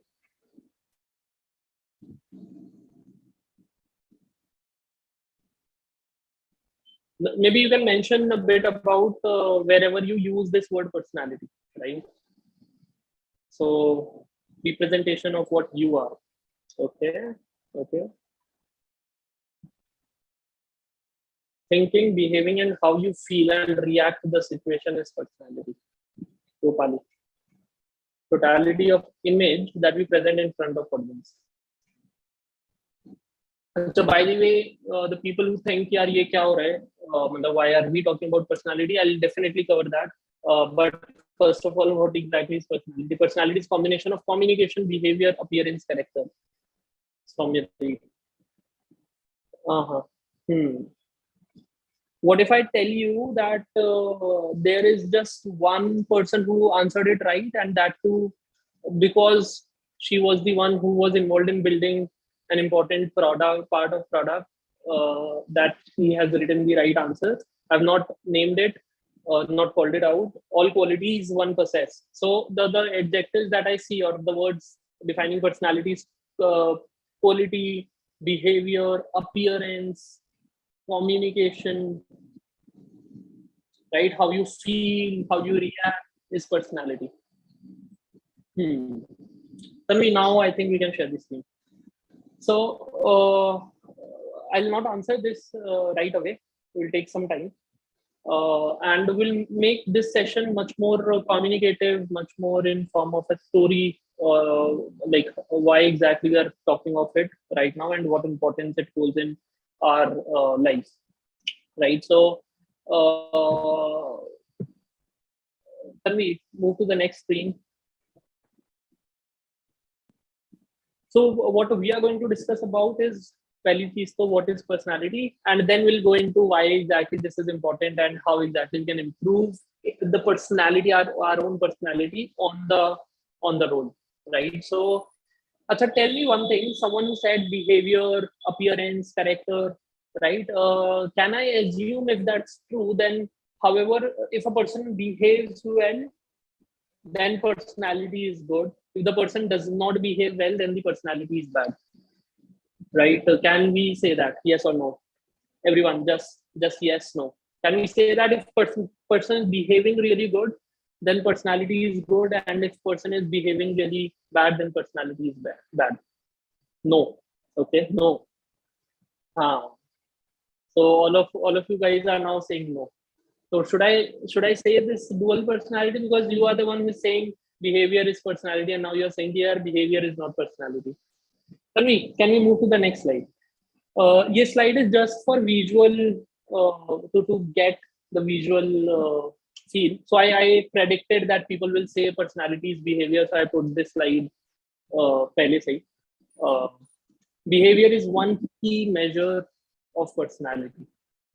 Okay, so we'll see. See, personality is basically who we are, right? And that is constant. Who I am is constant, right? I will be the same person, and this is a very hot debatable topic, that personality. Okay, so someone said that my logo is not correct. Is it right? Can you confirm? My background, is it the other way around?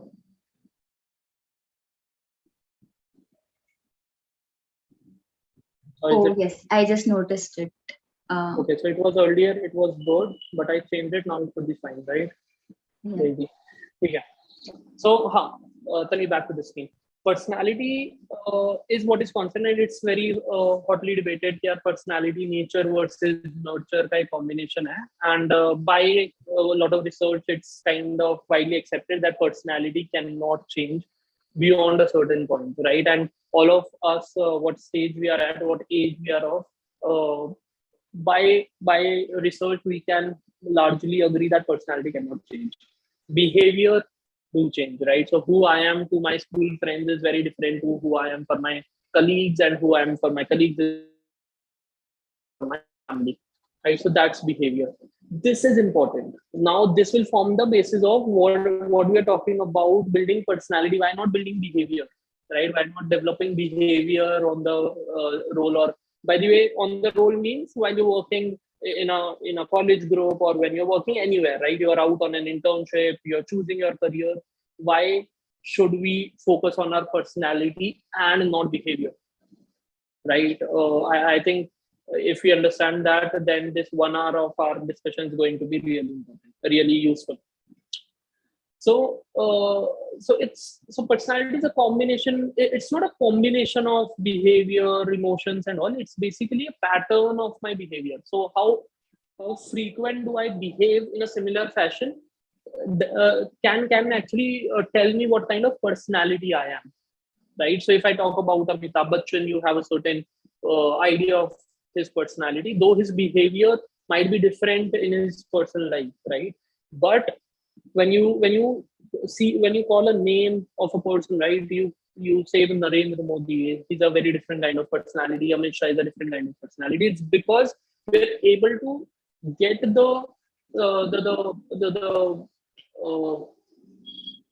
we can predict someone's behavior.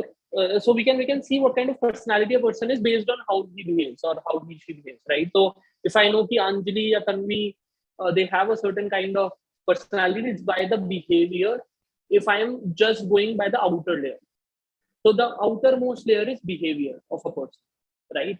And when we go deep inside, then there are other layers, right? There's a layer of emotions, there's a layer of thoughts, and all of that is actually driven by the core. So Pallavi mentioned that core value is basically personality, right? So that core of ours is what is personality. It is affecting what we're thinking, it's affecting what our emotions are, it's affecting how we behave. So I'm not going to talk about behavior, I'm not going to talk about emotions, I'm not going to talk about thoughts, I'm going to talk about personality. अभी तक किसी को कुछ अच्छा, we are going to make it very like in a Q&A kind of format. तो किसी को कोई अभी तक doubt है तो बताओ यार. Then we will go into details, and I am sure that you will be interested in what I am talking about लगेगा यार ये कुछ तो नया सुनने को मिल रहा है. So someone is saying that it's about the awareness. True, I 100% agree. And how can we be more aware? वो एक बार देखने वाला है. Personality is important choice is me. Yes. So personality drives most of our decisions. If someone has any question, any thing, you can unmute yourself or you can just type it in the chat box. Gaurav, someone has raised hands. Tanvi, how do we handle that? Do we ask them to unmute themselves? Sure, or if that is what you prefer, or we can ask them to put their question in the chat. I think we can. Anything is fine. Yes. Sure. So, whoever has raised their hand. अच्छा अभी तक मुझे लगता है कुछ clear है इसका मतलब, ठीक है. Okay. So we will go to the next thing now. So can we go to the next slide, please? So now, why exactly this thing is important at a workplace, right? What simple things. Personality drives what to decide. Personality drives your thoughts. Personality drives your emotions. Personality drives your behavior. A very small incident which actually happened while I was in my first year. I was out on a like an event. It was a 20-day event, right? And I was a part of organizing team. What happened was there was this batchmate of mine, and I was there. He was reporting to another manager. I was reporting to some other manager, right? These managers were more of our mentors than managers actually. And after maybe 7-8 days of being together, working together, offline, online zamana nahi tha, wo offline zamana tha, working together, being there for let's say 12 hours with each other or trying to understand each other. One thing he pointed out, he said this person, let's call him by a like, let's call him Ram, right? Who was my batchmate. So I asked my mentor, so I called him, Bhaiya, what do you think of me? I was taking my feedback. So, and why is it that Ram was basically much more preferred by the delegates out there, and why not me? Right. So he said, Samyak, tell me one thing. Visualize yourself 10 years down the line and visualize Ram 10 years down the line. And you visualize it from an outsider perspective. Would you like to work with Ram or would you like to work with Samyak? I mentioned certain points here, ye reasons hai why I would like to prefer to work with Ram than me. Right? So what he was pointing out was 10 years down the line, these people who you're working with will remember you by how you behave with them. Right? What your intentions are does not matter. What your work is also does not matter. Whether you work well, whether you work. So there have been people who did not really perform as per my expectations in MyWays, but I do remember them as people worth taking the relationship forward just because how they behave. Right. So that was one lesson that I got on building this personality in my college. Right, that I am known by how I behave and not by what I think or what I intend to do. The other thing is, so this is why personality is important, because personality drives your behavior. You can change your behavior, but that will be very temporary. But if you try to be much more aware, you cannot change your personality. But if you try to be much more aware of your personality, you can actually drive your behavior in a certain fashion. The other thing is personality is permanent. So you cannot change it. Hence, it's important to be aware of it so that you can actually direct it in the right channel, in a right direction. Right? Very simple. The third part. So though we are talking about workplace, right, it's equally important for our personal lives as well, which is personality actually drives most of our relationships. So how we are engaging with others is actually driven by what kind of person we are. Right?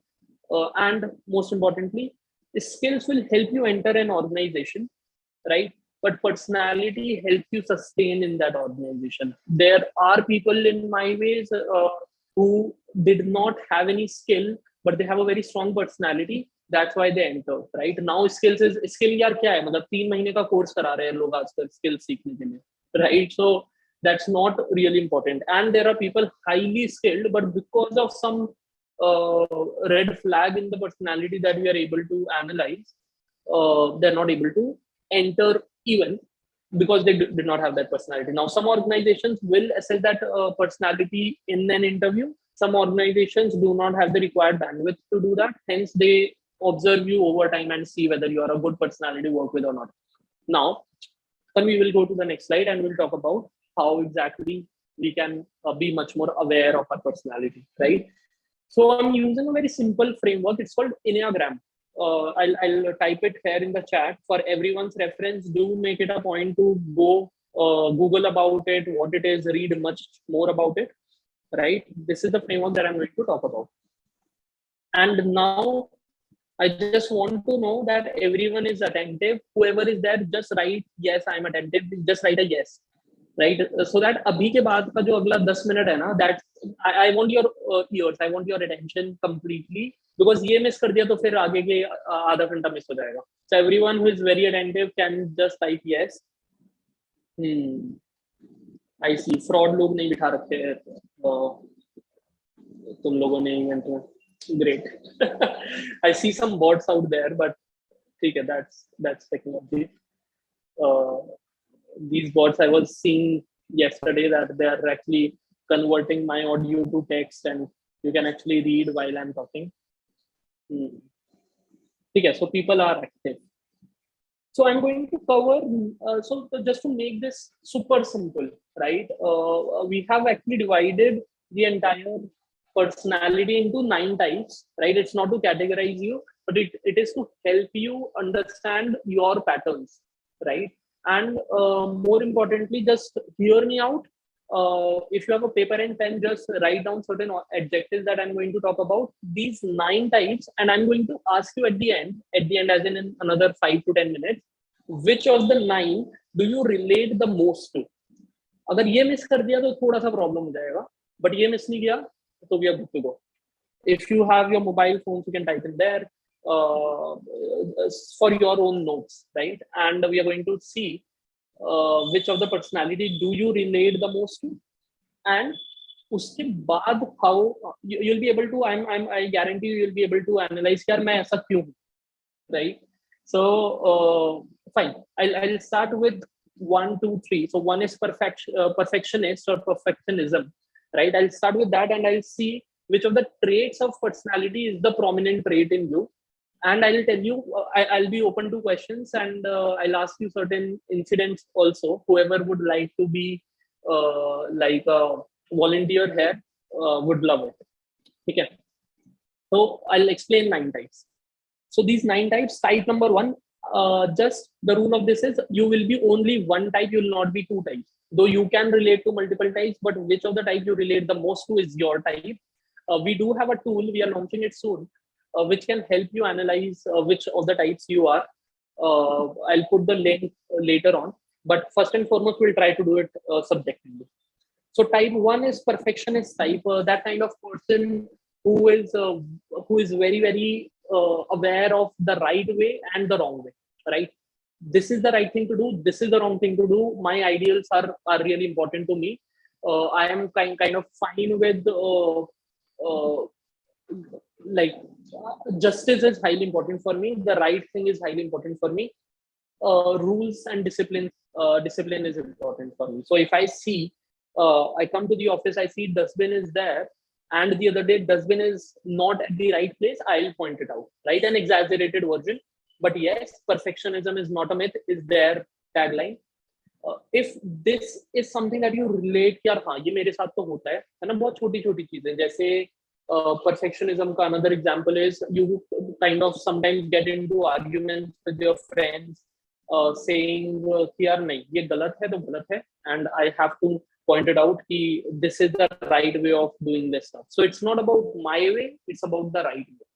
The other is care trait, right? These kind of people who have this trait as a very dominant trait actually care a lot about people, right? These are called people people's person, right? Where you think about how would your actions actually affect the other person, right? So most of your actions will be driven by usko bura to nahi lag raha hai. Sometimes you might actually feel not so good about sharing the feedback because you think that you'll hurt the other person, but you care that much that you have a lot of friends. So this is that kind of person. Then there is ambition, right? Ambitious people actually do not really care too much about perfection or care. They what they actually think about is success, is achievement, right? And this success is not only career success; it can be something as simple as that. So I had a friend who is highly ambitious by trait. So he has everything mapped in a structured format कि पहले मैं ये करूंगा फिर ये करूंगा फिर ये करूंगा चौथे स्टेप पे मेरे को सक्सेस मिलेगा. So he was celebrating a birthday of one of his friends, and more than the emotions, he was mainly focusing on the structure. कि यार birthday organize होना चाहिए तो इस अच्छे से होना चाहिए, and I should be able to manage everything really well. So to that level also. So as we have written here, they sleep, I excel, right? So you cannot sleep until you actually achieve that particular part. So every day in the morning you have your to-do list ready.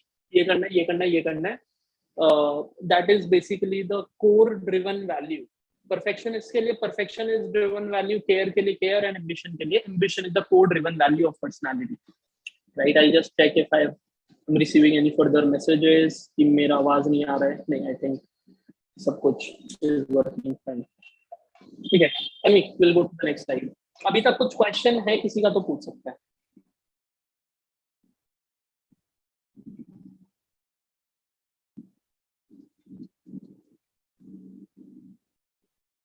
ठीक है, so perfectionist type are highly disciplined, care type are very selfless, they are very helpful, they like to be liked by the others, and ambitious types are very well like they're much more task oriented people.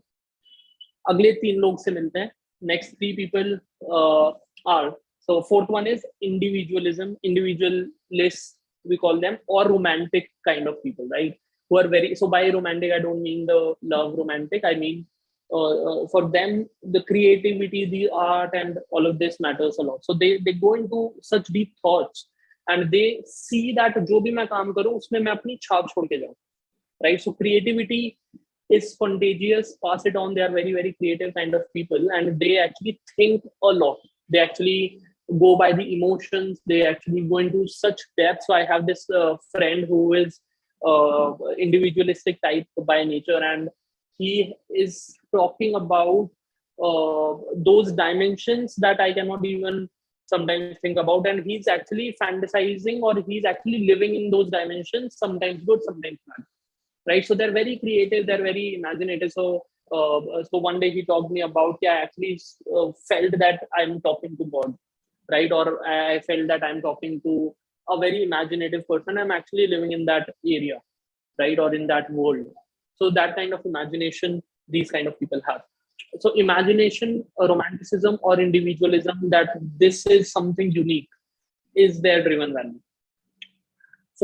Fifth person is curious person. So I remember this movie, I think it was Babu Rao, I guess. He asked so many questions, one after the other, one after the other. He's just curious, right? And curiosity is what drives these kind of people. Sixth, am I audible? Tanvi, can you confirm? It shows my network is weak. Yes, just there was a bit of faltering, but I think overall you're it's fine. Okay, so fifth kind of people are curious people. Sixth kind of people are the loyal type of people, highly committed to what they're doing, right? They're very, very analytical by nature. They're very, very kind of thinking about pros and cons of the situations, and really, really committed towards one thing by this kind of nature. So what drives them is their loyalty, what drives them is their responsibility, and अगर उन्होंने commitment कर दिया तो बाकी सारी चीजें बाद में सारी चीजें अलग हैं. But if I have actually committed something to you, then I have to do it. Honesty, right? Responsibility is certain things that these people actually or most of their decisions are actually driven by this. Next, Tanvi, next, seventh. So seventh kind of person are what we call as enthusiasts.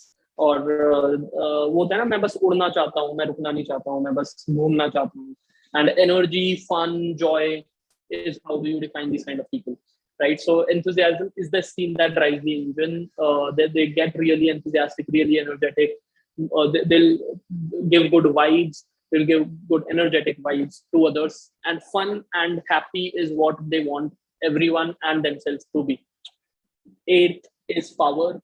That person for whom my way or the highway matters, right? So it's about using that power to actually help other people grow, right? They can actually take load on them to make sure that they are actually helping or encouraging others to grow. The typical leader kind of person, but it comes with ego, it comes with so all the negative sides of it also, right? So if I am thinking some way, then I am thinking that way. Sometimes I feel कि मैं थोड़ा दूसरों की नहीं सुनता हूँ, या sometimes I feel कि मैं गुस्सा बहुत जल्दी हो जाता हूँ, because I know that this is the right thing for them and I have to do it, right? So this kind of personality. Then agreeableness, the fun-loving people. So you call them as someone who is always a go-to person. मेरे को कुछ दिक्कत है, मैं उसको बताऊंगा, उसके पास solution होगा, right? If you are that kind of person. So these people actually try to listen more than they speak. I'm silent because I hate dramas. I go by listening to others. I try to see if everyone around me is at comfort, right? Is at peace. So these are called peacemakers, and for them, that peace is the driving value. So agreeableness is what we define them by. Yes, so we have defined all the 9 types. Just repeating: first is perfectionist, second is care, third is ambition, fourth is individualism, fifth is curiosity, sixth is loyalty, seventh is enthusiasm, eighth is power, and ninth is agreeableness. Now the question for all of you: which of these 9 do you relate the most to? And now we are opening up to our Q&A kind of format, where we're going to discuss all of these things and how do we actually behave, how behavior, how emotions, how thoughts are actually driven by all of this. But before that, please feel free to write which of these 9. So all of these 9 have a good part to it, have a bad part to it. We're going to discuss about that. But by all of this definition, who do you relate the most to? Everyone, please. You can type in. Can a person be a combination of 2 or more personalities? Yes, I think you were like most of you would have thought कि यार मैं 2 चीजों से ज़्यादा relate कर पा रहा हूँ, but I can tell you no, you cannot be a combination of 2 or more personalities. The driving value will be one. Definitely the way it looks can be in a different way. For example, if I talk about care and agreeableness, all right, this is a typical example that I gave, a very beautiful one. So if you are a care person, then and if it's about giving a chocolate to your younger brother or sister, right, you will do it because that person will love it, right? That person will think good about you if you're a care personality. But if you give a chocolate to your elder brother or younger brother or sister, because that person will be good और वो रोना बंद कर देगा या फिर उसको अच्छा लगेगा, just for that, doesn't matter वो तुम्हारे बारे में क्या सोच रहा है, right? It doesn't really matter. Then you are agreeable. So it might look that like ये दोनों बहुत close हैं, but decide for the driving value. And from that perspective, it's so I have talked to more than 250 people one-on-one on this, and driving value, we are able to recognize that only one. Okay. So individualism, someone is saying agreeableness plus enthusiasm. I like this confusion. I like to make people confused. If you have a mixed type, what do we call? So as I mentioned, there's no mixed type. There are influences of the other types on you, but your core will never change. I'll give you an example. Silent and curiosity. Okay, curiosity. Okay, people are able to identify one. Good. So if you are confused, any one of you, we can quickly do a session, quickly two question answer round to decide as to what would you be more. किसी को कुछ volunteer करना है तो कर सकता है. If you are confused कि यार मेरे को ये दो में confusion है, you can unmute yourself and ask exactly क्या confusion है. Maybe you will be able to come to a conclusion, but yes, if you read more about the Enneagram, you will be knowing more about it. कोई volunteer करना चाहता है? You Yes. can maybe mention in the chat if you are confused between two or more. Yeah. Sorry? Yes. If you are confused between two or more and you want to volunteer कि यार मेरे को help चाहिए कि यार क्या हो सकता है, confusion solve कर दें. Yeah, if you want Samyak to help you out. Anybody? I would jump at this opportunity. It's always a mixture of more than one, and with time and experience, things change. The personality develops. As I was 10 years earlier and changed into somebody now. Great. So it develops. Definitely develops. It gets stronger, right? It's moldable in the initial stage. Confused between care and ambition. Anjali,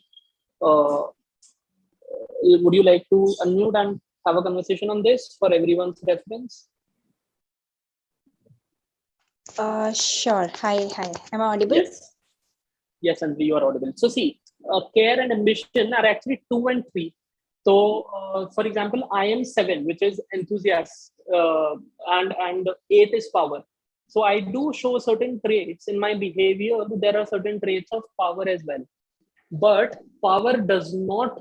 So there are situations, and more often than not, I get into situations where people, or even I think my decisions are driven by power, right? But at the core, they are driven by my core nature, which is enthusiasm, right? Or which is fun, which is energy, right? And so 2 and 3 is also kind of in a similar bracket. They're very near to it, so you might be influenced by one than the other.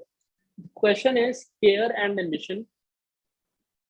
Do you really, if someone is thinking bad about you, and you have to, so you have to do something, right? You have to achieve something, and you know it is right, but in that process you might have to hurt someone for a while. Would you be fine with that? I guess no. You guess no, right? So this is one question, right? There are more questions that I can ask you. There are more questions that you can read about both of them on Enneagram, and you can ask yourself, यार इस situation में मैं क्या करूँगी? ठीक है? This is called being much more aware of your personality. कि यार ये दोनों situation में मैं क्या करूँगी, जिससे मुझे थोड़ा सा और ज़्यादा समझ में आए कि what kind of personality I am. Now, why do you need to understand which kind of the personality you are? It's not to categorize you, it's not to limit you, but it's to know more about your decisions, the fundamental thought process behind your decision, and how you can control it. For example, I'll tell you one thing. So I was leading an organization of around 120 people some time back, right? And I decided to quit out of the sudden. The reason was, as I retrospect, right? The reason was that there were a lot of like conflicts that I have to go through with my seniors, with my juniors, and I did not see people actually loving the environment. My core decision was not that performance was bad, was not anything else, but I was not feeling fun, I was not feeling energetic, I was not feeling loving in the organization. That is the reason I left, right? Now, the second time when I actually come across such situation, I am much more aware that yaar, aisa situation hai. I change myself to see how exactly I can actually improve or change my behavior, try to control my emotions, so that do I really need to feel happy all the time? Am I okay with the feeling not so good some of the time?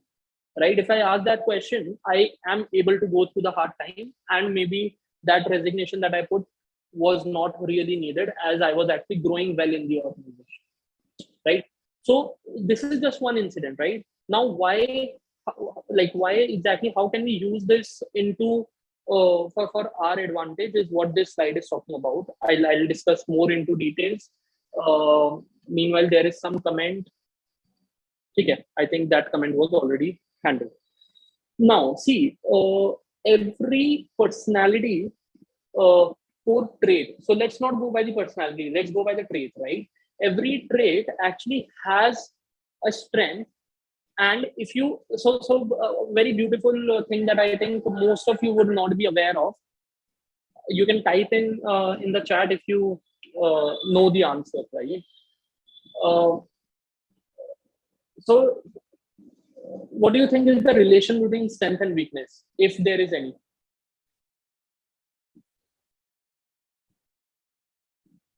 Is there any relation between strength and weakness? If you tell me your strength, will I be able to get your weakness? Or vice versa? If you tell me your weakness, will I be able to get your strength? Okay, someone is saying yes. Mention that. What do you think is the relation? And how can you measure that?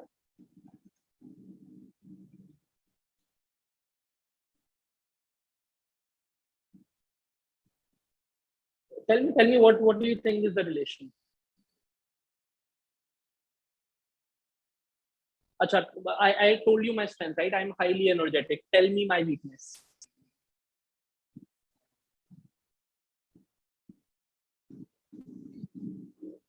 मतलब जो लोग मेरे को personally नहीं जानते हैं, उनके अलावा कोई बता सकता है कि what do you think would be my weakness? If I tell you I'm highly energetic, that's my strength. I actually like give out energy. You can absorb good energy from me. What do you think would be my weakness? My weakness is that I push people to do more than they can do too often. See, what about my weakness with my family? I cannot do this with them, right? I cannot push them to do more. I can just push my juniors to do more than they can often do, right? So I think that would actually, frequent burnouts, I don't think so. So this is coming from the assumption that I have limited energy. What if I tell that the kind of people enthusiasts do not have limited energy? They actually get energy as they spend energy. No. So see, simple rule of life here with respect to personality is, your strengths, if you overuse them, if you use them beyond a certain point, they will become your weakness. And talk about any strength or any weakness apart from मेरे को Excel चलाना नहीं आता, that's not a weakness. That's not a skill that you don't have. That's a skill that you don't have, right? That's not your weakness. Any weakness can actually be driven in form of overusing your strengths. Name any weakness and I can challenge you. I'll be able to tell you why exactly it is the overusing your strength. So for example, and this is important because if you're aware of your weakness, right, or your strengths, you can actually control using your strength till the time they become your weakness. So we say that यार अपना weakness कम कर लो, strength बढ़ाओ. I say that if you overuse your strength, it will turn out into your weakness if you're not able to control your strength, right? For example, whenever I actually I'm so energetic, right? I focus on actions, right? Sometimes I do not plan well. So the moment I realize कि यार ठीक है अभी action इतना सही है, इसके beyond I need to plan, I stop myself, I plan. That's my behavior, right? That's called being aware of your personality and how do you change your behavior according to your personality, right? Or being much more aware of your personality. Sometimes I'm very giving good energy. Sometimes I'm humorous. Sometimes I'm witty to people. And in that, whenever I do it more, sometimes people feel कि यार शायद मजाक थोड़ा सा ज़्यादा हो गया. And I can tell you for last 2-3 years, there are rarely incidents where people have felt that for me, right? Because I am able to control that to an extent. Now is overthinking. Okay, so my weakness is overthinking. How is it overusing my strength? So see, thinking is your strength, overthinking is your weakness. As simple as that, right? I can tell you your strength is thinking. You think really well, but you need to stop at the right moment, right? Vishwamitra, if you can tell me which exactly was the personality type that you related to, which was the trait that you related to the most? Agreeableness, right? So more than overthinking, can I say it was indecisiveness, that sometimes you're not able to decide? That's what I'm getting from a limited conversation that I'm having with you. More than overthinking, I think it was indecisiveness. Yes, right. So Why did I say indecisiveness? Why did I change overthinking to indecisiveness? Is because you generally listen to both the sides, right? Or you analyze both the situations. You try to analyze both the situations, and in this, your weakness is not overthinking. Your weakness is indecisiveness. Your weakness is coming from your your peace nature, right? You are very peaceful. So these kind of people sometimes try to procrastinate, right? And procrastination is the reason of indecisiveness. You tend to be indecisive. One of my colleague here from MyWays is that kind of person. So I tell that person, yeah, take quick decisions. See if you're doing it right or not. So taking very quick decisions is my weakness. Taking late decisions is your weakness. We have to handle it somewhere in between. Right? Shisha is saying it's about emotional nature. Acha, Harshit, if I'm positive thinking, what is my weakness? Interesting. So if you are very positive in life, right? Sometimes you do not see the reality of life, which might be negative to you. That's my weakness as well. So I need to actually either outsource it. I need to get my friends into यार मेरे को ये बता इसमें गलत क्या है, मेरे को तो सब कुछ अच्छा दिख रहा है, right? So this is how you see this. Yes, I think अभी लोग आपस में अपनी problem solve कर रहे हैं chat में. That's good. So now the question is, how do you actually overcome this, or how do you use your strengths, right? A very typical question: why should we hire you?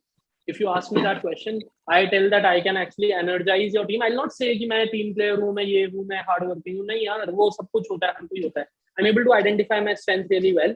I will energize your team much more than anyone can do in the organization. That's my one line. Why should we hire you? बाकी skills वगैरह आप लोग measure कर लो. But this is something that you will not be able to measure. I am telling you that that's my strength, right? Now, another thing is understanding your motivation. Right? How can we make the use of what we learned in all of this is to understand your motivation. Your motivations will be driven by your personality, core personality trait. There will be multiple personality traits, but what's your core personality trait? Most of what I do, most of what drives me, what motivates me, is actually driven by whether or not I get positive energy from the system. Right? If I'm feeling good, feel, right? So it's not about logics, it's not about anything else, it's about the feel. If I'm feeling good about that thing, I'll do it, right? That's my motivation. Again, the fear that is coming out of it is that I fear whether I'll be able to feel good in a certain setup or not, right? Whenever in my friendships, in my relationship with any person, right, I fear यार fun है कि नहीं है, right? Is everything positive, right? I really fear negativity, right? And similarly, right, I talked about how can you manage your weakness. I talked about how do you build on your strengths. So focus on that part. Control your overusing your strength. There's no weakness out there. I can guarantee you, right? There's no weakness out there. It's like it appears when you overuse it, right? There are further nitty-gritties to understanding your personality. It's like a 3 or 4 year core research that I've done on all of this, that I am able to talk about all of this. But if you start reading a bit more, you'll see. The only thing is, do not categorize people. Do not categorize yourself. I've seen a lot of people doing that. Nothing is under control. It's mostly about you being much more aware of yourself, that you can control all of this, right? 1 hour, to be honest, is too less a time to actually talk about all of this. I wish I could have more time. Tanvi, can we go to the next step? ठीक है, तो workplace में कैसे? So for example, I'll give my example of how actually I designed my career understanding all of this. So few things that I thought of myself is, I would like to be around people. I get energy from the people, right? Second is, I cannot work on one thing at a time, right? I'm a multitasker, right? Energy, enthusiasm, multitasking. So multitasking I have to do. I cannot be a product manager. I cannot be an analyst all the time, right? So I am enjoying my role so much so that सुबह मैं marketing कर रहा होता हूँ, शाम को मैं sales कर रहा होता हूँ, और कभी-कभी मैं product के ऊपर भी काम कर रहा होता हूँ. Right? That is best aligning to my kind of person, but I'm sure a person who is maybe type 6, right, a loyalty person would not like it because they want surety in life. They want certain thing to focus on, right? They do not like to do 10 things at a time, right? So they would want one thing and they would perfect at that particular thing, right? This is how you can actually go beyond your skills to see whether wherever you are working is the right place for you or not, and are you the right one to be there or not, right? So you ask questions like, what are the kind of people, what matters to you most in the culture of the company. You ask those questions and see whether that is aligned with your thought process or not, right? I see that people are actually engaged, so that's a good part. So again, right, so align your behavior with workplace context. So the relationship between behavior and personality is personality and context give you the behavior, right? Context is really important, or the situation is really important.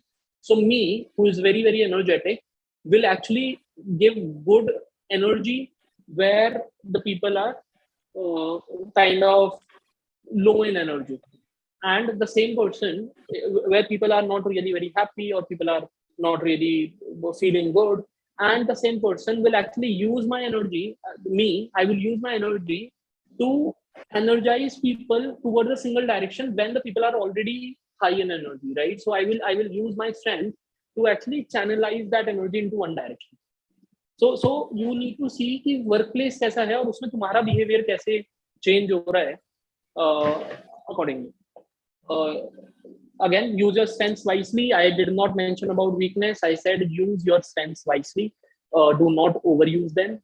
And that's a very good outlook to your own self as well. No one is born with weakness, right? People are born with strengths.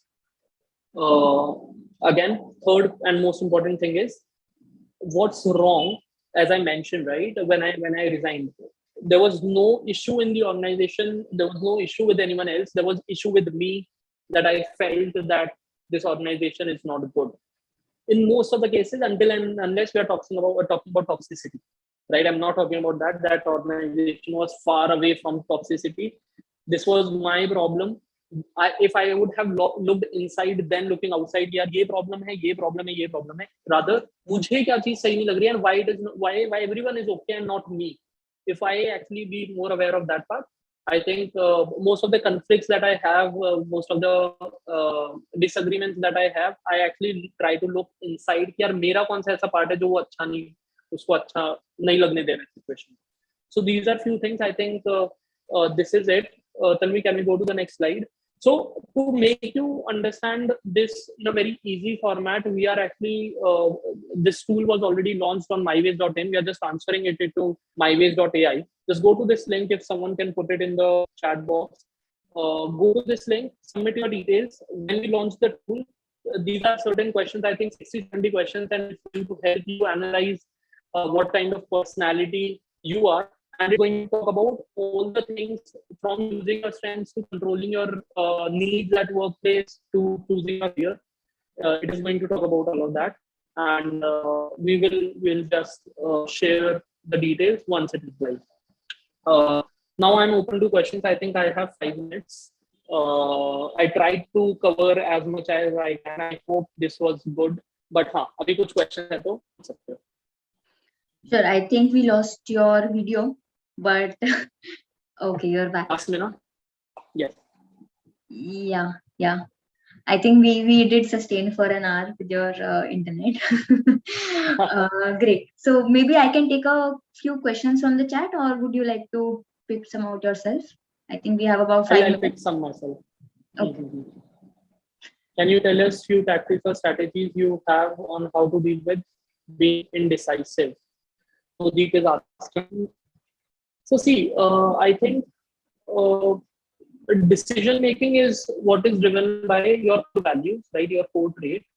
So once you clear certain questions, right? There are 2 options. You just do the analysis as to one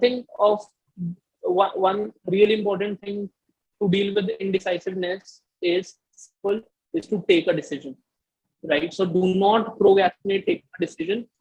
I procrastinate taking a decision. I think that's a common thing that our team would also know.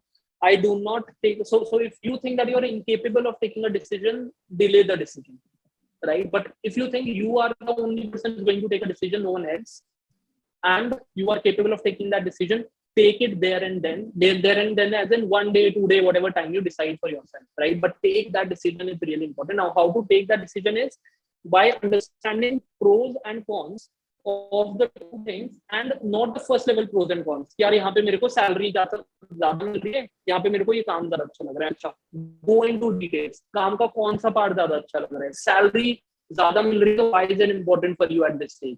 Right? Go to those levels. So 5 whys are the traditional, like it's a good framework to take decisions.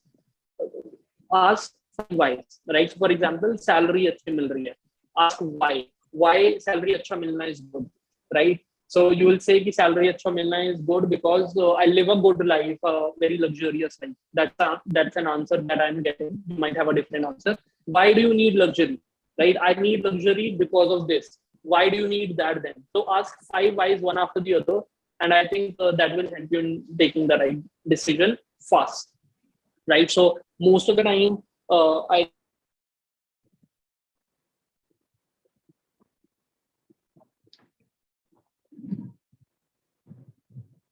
Okay, I think we lost Samyak.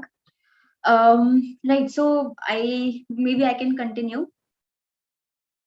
So when it comes to solving your indecisiveness, I think Samyak was also talking about being quick with it, right? So as much as you procrastinate your decision making, the more difficult and the more variables will come in your mind, right? So Samyak, I think you're back. yes, I am. Yeah, so I You was were just not able to talking hear me. about yeah. So I was just continuing where you left off about making quick decisions to help with your indecisiveness. Right. So were you able to hear the 5 why example that I gave? No. अरे यार, मैं बहुत आगे तक पहुंच गया था उसमें. So ठीक है, cutting it short, just ask why one after the other. Why do I need more salary? Because of luxury. Why do I need luxury? Because of this part, right? Why do I need that? So with 5 whys, I think you'll be able to answer this part of it, right? And I'm sure pros and cons में 3 pro होंगे, तो 5 pros होंगे. तो 5 pros का 5 whys पूछो, right? When you go to that level, I think the decision is comparatively very easy. And most of the time, I have to take a lot of my decisions within 2 hours, within 1 day. And these decisions are really important in terms of setting the direction of the organization, right? So 5 whys actually help me a lot. और कई बार मेरे को feedback मिलता है कि यार आप इतनी डिटेल में क्यों जा रहे हो, right? For example we were discussing कि यार सैटरडे को मीटिंग किस टाइम करना चाहिए, राइट? सो उसमें भी आई एक्चुअली वो नेचुरली ब्रेन में it's like going into the fundamentals. Yes, कुछ और question, final question. I think my internet is not able to sustain now. Yes, also just mentioning again, so we have our own personality insights tool that we have created. Samyak and Pallavi. Pallavi has also been a great part in defining our personality and the uh, interpersonal section of MyWays. So both of them have created a very interesting tool on how to understand your personality insights, and not only that, but how to use it to the best advantage. It's not just about understanding it, but definitely, as Samyak has spent the last 1 hour. If at all you want access to it, please fill the form I've dropped in the chat box. We will email you with further details, but I would definitely need your email and phone number to get back to you with respect to that. Great. And also there's a feedback We'll from also share the recording of this session, right? Sorry? We'll also share the like link to the session recording so that people can actually go back and maybe share it with someone. Share a recording. Yes, definitely we'll share a recording. Great. I think if any parting words are there, Samyak, you can close it up. I think feedback is really important for me. So please fill the feedback form. That's the only thing. And I'm talking on this topic after a long. So please pardon if there's something that I missed. or that was not understandable. But I think the panel discussion. So meanwhile, if you have any follow-up questions, you can ask, or any other thing also. So I got this command from my senior that I have to engage you guys for another 3 minutes. Thank you, Samyak. Thank you, welcome. Thank you for your time actually. If you are able to find value, that's good. कुछ question किसी का भी कोई question है तो I can answer last 2 minutes.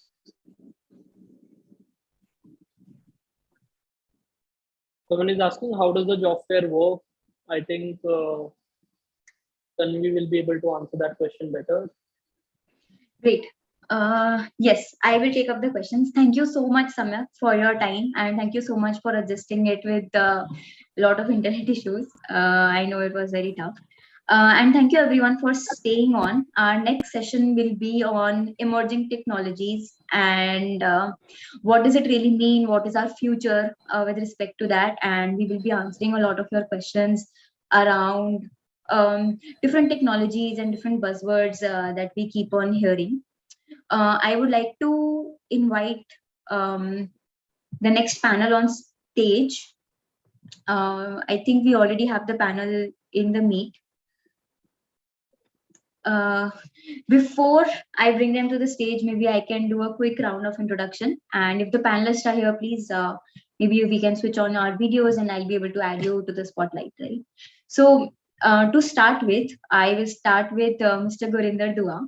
He's the first panelist that we invited for this session. Definitely with years and years of experience behind him, he has ventured now into this kind of up and coming field. He has been a CEO before, he has been a business consultant. He has done many educational degrees, even from premium institutes like IIM Ahmedabad, and he has worked for almost 2 decades in the Indian Air Force. And currently he will be talking about blockchain and cryptocurrency with us. Mr. Gurinder, are you here? Can I have you on stage? Okay, sure. In the meantime, I can introduce my second panelist, Mr. Munish Batra. He is a fintech consultant working with clients all across the globe and not just India, helping them with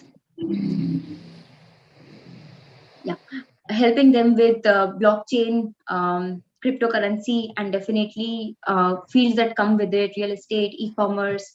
He has, again, more than 2 decades of experience in the industry. He has been a senior level manager, a branch head, and has worked with various institutes in different industries. And now he's working as a consultant. Mr. Munish, do we have you here?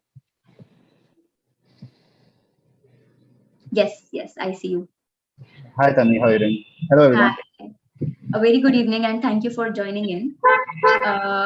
I would like to also introduce our third panelist, Mr. Ashwarya. He's a chartered accountant by profession. He's currently working with the Polygon technology, which is behind, I think he would be able to explain it much better, but he's working with Polygon technology and he's leading operations and marketing there. He's an ex-founder. He has worked with a lot of finance-based institutions, including Amex and Zeptay.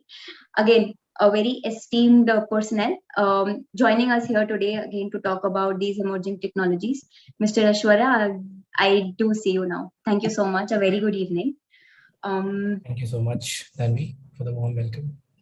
And right. I'm not an ex-founder, I'm still a founder of 2 startups right now. Oh, I am so sorry. Completely my bad. Sure. Mr. Gurinder, do we have you? I did see you I think in the... Mr. Gurinder has some video issues because he's in Shillong. So yeah, it's okay. I can hear you guys. Can you hear me now? Yeah. You're audible. Ah, great. Yeah. Let me figure out if I can still somehow add you in the spotlight. Okay, sure. Do we have Mr. Aman also in the meet? Mr. Aman, are you here? Yes, I'm here. Hi, good evening. Hi, good evening. Thank you for tuning in.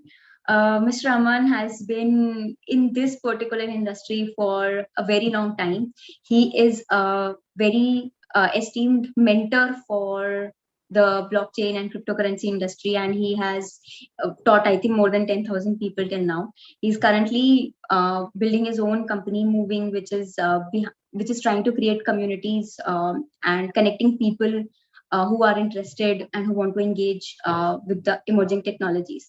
Do I have you here? Maybe I can add you on Spotlight. Yes, I'm here, but the introduction to the company is slightly left, right, center. You went. Okay. I think I would Yes, I will. request for sincere apologies. Vinder, Maybe I join. can give the stage to you, all three of you, all four of you, and you can take it ahead. And I would also like to hear a lot about emerging technologies. Super. Is Gurvinder here? Oh, Gurinder here. My apologies. Yes. Yeah, Aman, I'm there. How are you, I'm sir? not able to add him to the spotlight. I'm good. I'm just keeping my fingers crossed that I can stay with you guys. I got your text, which is why I thought maybe I'll just do a heads up. Yeah. Fantastic. Would you be joining on audio? Is it fine? Like Yeah, I tried the video that was breaking, so let's not risk it. I'll stick to audio. Sure. Super. Thank you so much, everyone, for dialing in on Sunday evening. It's a pleasure to share the stage for some of the people I know. Gurinder and I chatted. Munish, we have a common friend called Amit Tiwari. Aishwarya, you and I know each other from long. So absolutely a pleasure to moderate this session, which I wasn't really aware until 15 minutes back that I had to moderate this. But specifically, we'll be talking about one of the best emerging technologies, which we all are following from a while, which is Web3/crypto/blockchain. So let's just start with everyone, especially maybe Gurinder first, since his network is a little patchy. So how did you get into this space? What's your background? How excited about you about this technology? What are you working on? Is it something which you are looking at from a overview perspective, or you're building something? So Gurinder, maybe you want to start with. Hello. Yes, we can hear you.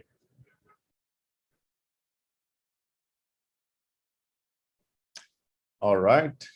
Like he mentioned before, his network was going to be a little patchy. So nevertheless, let's come to Munish. Munish, 10 years back, more than 10 years back, somebody decided to decentralize the transaction, started with Bitcoin and revolutionize the payment industry. We have moved significantly from payment to different areas. And now we are talking about NFT, DAO, and DeFi. It's now $3 trillion space and eyeing for $100 trillion. What's your story? How did you get into this space, and what are you building, or what are you advising? Well, I think I'm more of an advisor, to be honest, and I would love to stay as an advisor as long as things keep going up the way I'm advising, and people keep getting advice from us. That's good on that. About me, I worked in the insurance sector. I with Aditya with the life insurance, and I worked with Bupa Insurance, and I worked in real estate with Vardhaman Group. I was looking after international sales with Vardhaman real estate company, especially in the UK. So UK has been also been my second home. So our company is in fact based in the UK only. Name is Rectangle One. We started with tokenizing properties. That was not actually tokenizing properties, to be honest. That was actually we were accepting cryptocurrency for properties in Thailand. And now we are also working on the same kind of setup of tokenizing properties properly using the blockchain in parts of India as well as in Dubai. So that's how I came to the journey, I think 6 years back.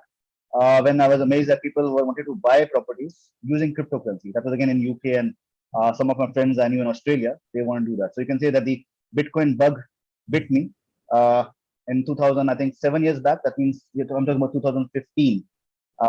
That's when I got into cryptocurrency. And then last 2 years, thanks to the pandemic, I was not able to travel. I couldn't promote properties. Like I was traveling often to UK, Australia to promote properties. But because of the pandemic, my travel stopped. So I thought whatever I've learned in cryptocurrency and properties and blockchain, why don't I start teaching that? So I got into education, and I think I've been fortunate that we have moved on from teaching just cryptocurrency trading. Then we moved on to NFTs.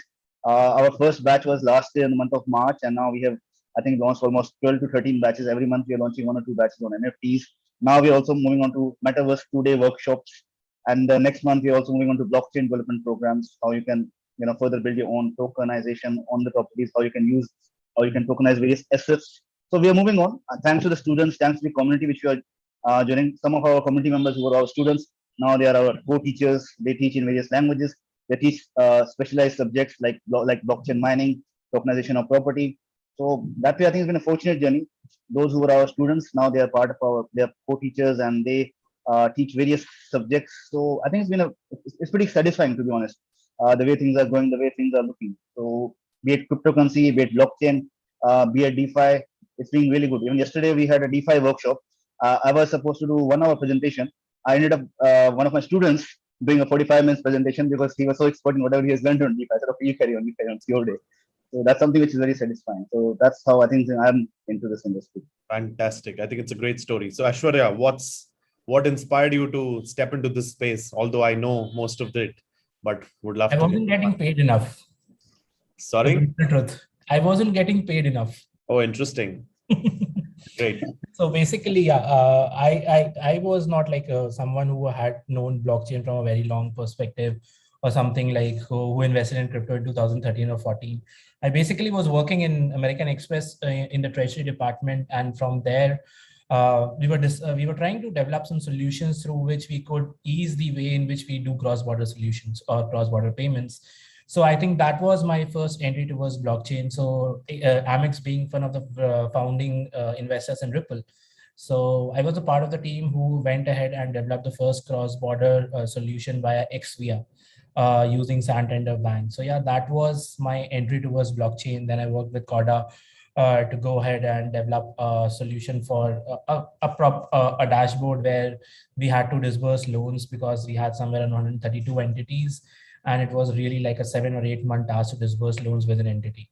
So these were my initial things. After that, I went ahead, entered into ZepPay. In ZepPay, I was handling the OTC business and also like worked with the return things that we now see that every second startup in India is trying to do 5%, 10%, 20% returns on stable coins. So yeah, that was, I think, ZepPay brought in first. So I was a part of that team as well. So that's where we started. I think after that, I went into SEBA. SEBA was a good research point for me where I used to just sit behind a computer, research, write publications for Ivy Leagues to go out and read about blockchain and the nuances of it. And then I moved on to Polygon. When I started with Polygon, we were a small team in DeFi. So used to handle business development, marketing, operations, strategy, and everything. But now we are hiring, getting that bigger team in place. So now moving more towards like a little bit of strategy and marketing. To that, say apart from that, have been passionate in education. I have few courses on blockchain, NFT, DeFi, and the last one is coming. The DAO is also there. Yeah. So all these things are there, but had been like in the pay, like you pay and then you use those courses. Now, recently I've got a good amount of traction for building a free platform. So yeah, that's my latest thing right now. I'm building a platform which is more of a simulator where you can just go and learn everything on a simulated platform on crypto without paying a single penny for life. But yeah, it's a proper business model. It doesn't mean you have to like it's free, so no money is coming in. Super, great. So are you back, Gurinder? Can you hear us? I could hear the introductions. My brief introduction. My passion was flying while my heart was into technology, and I've seen technology evolve since for the last 35 years. So basically, I remember in 1984, I was at Stony Brook in US, and there a friend of mine, they were trying to use the intranet, the ARPANET, for communication between two universities. They were trying to send messages across. Okay, so it's been a long road since then, a long journey. But significant thing which I noticed over these 35 years is how this technology has evolved, right? Initially, we saw that we could only consume content which was pushed onto us. right? So it was just from the printed material which we could read in the books. From that, we could now have text posted onto us, right? It was kind of pushed onto us. And then it evolved into us with the email coming in, right? It became a kind of two-way communication. And that changed things a lot. I mean, young people today may find it difficult to appreciate, but before email, we had absolutely no way of communicating with each other. I used to play chess with my friend through postcards. So we used to send a move on postcard and then wait for a week to get a response from him. Okay. So I've evolved from there. And so now I see the third stage where it's not just read, write, but there is value or exchange also, which has evolved. So we'll talk about it later. Yeah. Awesome, fantastic. One thing I'll go back with is like used to play chess using postcard. So a little bit about my background. I got into the space back in 2018. I built my first startup into the area of blockchain. We were building solutions in the area of identity and document. We built DocuSign on blockchain. We did that for over 1.5 years, and most of you would be surprised, and I still get goosebumps. We were doing NFTs in 2019, something on the lines of what Sorare is doing on the concept of football. But everything just like boils down because we start focusing on services instead of products, and things just collapsed. And I worked on the edtech for a while, bridging the gap between industry and academia.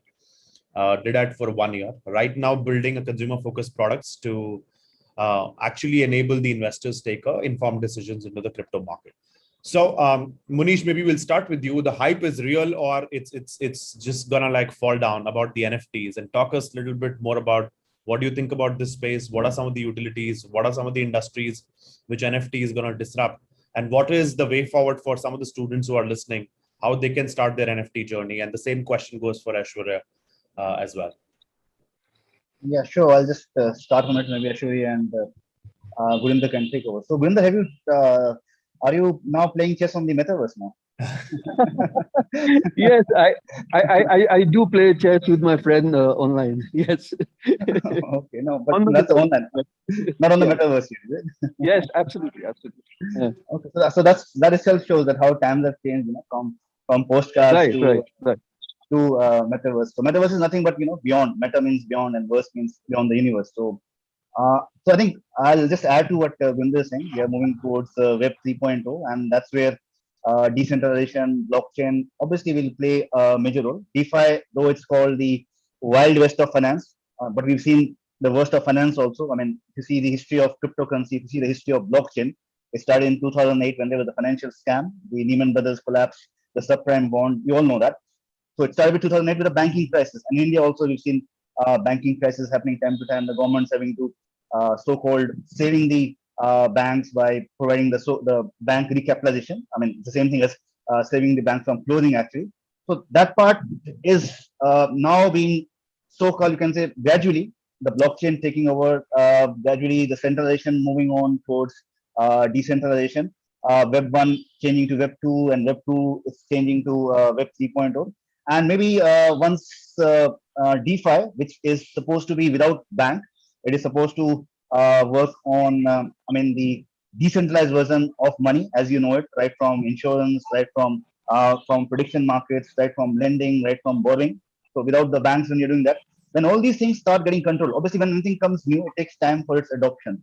So even Web 3.0, whether even blockchain, whether even cryptocurrency, even now cryptocurrency is not, readily acceptable in many parts of the world. But the process is on. I think the stepwise it's on. Overall, I think it's a positive change, especially when it comes to blockchain, the technology, the way it's being used right from the COVID pandemic. Like in UK, they are using the blockchain to trace the supply of the COVID vaccination. So again, that's playing a major role when it comes to even climate change. Though cryptocurrency is known to be not very climate friendly, now they're talking about using solar energy and using more carbon neutral cryptos which are more helpful. Again, coming to climate change, the crypto neutrality part, the traceability part. So if it comes to traceability part, if it comes to the transparency part, the trust part, the three T's, the trustability, the traceability, and the transparency part, blockchain is playing a much bigger role because it's neutral. It's neutral. It's no one is basically controlling them. So right from blockchain and its applications, crypto is its application. NFT is also one of its application. We are storing the information. NFT has given a new lease of life. I mean, I've been happy. I've seen so many students, so many people I know last 2 years, thanks to the NFT revolution, who couldn't, I mean, who were actually struggling had because of the COVID pandemic. But that COVID pandemic actually became a new lease of life. Look at people in the music industry. Look at people in the art industry. They would have never have got pitched that much, recognition. I mean, the amount of money, amount of money is different thing. We are all here to earn money. The point is the recognition. The point is that they were able to survive. I mean, if you see in countries like Philippines, thanks to what happened, the Axie Infinity Revolution that happened over there, people in Philippines, they actually were able to live because they developed a game. I was young, I used to play games, I never used to earn any single thing. Right? But now when you're playing games, you're earning money. So you're getting more towards a situation where you are more control of your data. You're more control of your data. So just to keep my this thing short, it's good. It's a positive movement. But yes, is it actually decentralized? That is definitely a question. Is Web 3.0 actually decentralized, or is it another venture capitalist taking over and they're promoting? Like I think last year, SoftBank, they invested 93 million into Sandbox. So isn't it SoftBank actually controlling it? Is it actually decentralized? So that is, I think, one question that still remains. How much decentralization? Is it actually decentralization? Is blockchain actually the next thing? Or is somebody controlling the blockchain? Yes, Bitcoin is a pure decentralized cryptocurrency. What about the others? It's a startup. When it comes to startup, somebody's controlling the startup. Somebody's running the startup. If I talk about BNB, it's one of the top performing cryptos when it comes to exchange Bitcoin. But again, Changpeng Zhao, the owner, he is behind that. So there are questions. We are moving towards so-called Web 3.0, but how truly we are decentralized, how truly our data will be in our control, how truly we'll be searching on maybe Brave browser, which are where there is nobody actually controlling what we are looking, what we are storing, what we are doing on the net. How truly is that? That there are questions which is right. But yes, overall, if I see it's a positive direction, I think that's what I would say. Overall, it's a positive direction with the certain cautions you can say, which you can take, and certain things which you need to keep in mind. Great. So Ashwarya, I would want you to start with this note, like, are blockchains truly decentralized, and then decode why there is a requirement of Web3 technologies and what does it take to have the shift from Web2 to Web3, and then maybe go a little deeper onto the DeFi, which is your space, and the NFT, some of the utilities. Go ahead. All right. So the first question, whether we are truly decentralized, the answer is no. I think Bitcoin is truly decentralized. That's it. That's a full stop after that. Ethereum to a certain end, I would still say is decentralized, but anything coming after Ethereum is not decentralized.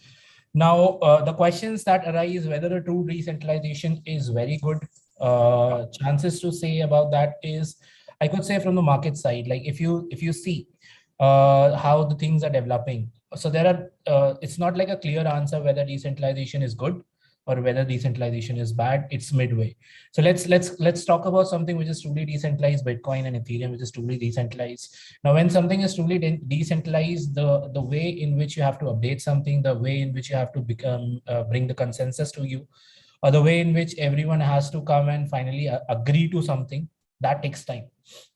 So I think the last upgrade that happened on Taproot, that took a huge amount of time and so much convincing for everyone to actually upgrade Bitcoin. Even on Ethereum, there are so many people who are working on its upgradation. There are so many things that they're suggesting and everything. And again, what happens, it really takes time for them to finalize a particular decision to go and actually implement it. So that is what decentralization brings in. It reduces your speed to take decisions. And when your speed to do decisions reduces, often what happens is it can be connected towards some other competitors who are against you going out and taking speed because they are working or they are acting in a way in which that's properly simulated. So if you look at the competitors, let's say, if I look at 2018, Ethereum had 100% of the total value locked in a way. So almost everything was there, but slowly and steadily other layer ones started to spring in. There were various reasons, I agree. But ultimately what is happening is now because those other chains are in a way being controlled and simulated by a few number of people, the decision making is very quick. how they have to do it. Lobbying is very quick. So if you see a lot of other chains going ahead, they're lobbying very fast, and Ethereum and Bitcoin is not able to do that, and all those things. So that's one thing which is a problem with decentralization. Though what the good part about decentralization is that you cannot, like, at a single person arbitrarily go and make a decision. So yeah, that does not happen. So that is a positive point about it. So a positive and a negative is, your question is are we actually decentralized today? The answer is no. We are way beyond, very far from being truly decentralized. It will take a lot more time, and I think that time should be taken. Why? Because you cannot completely decentralize something which people still do not understand.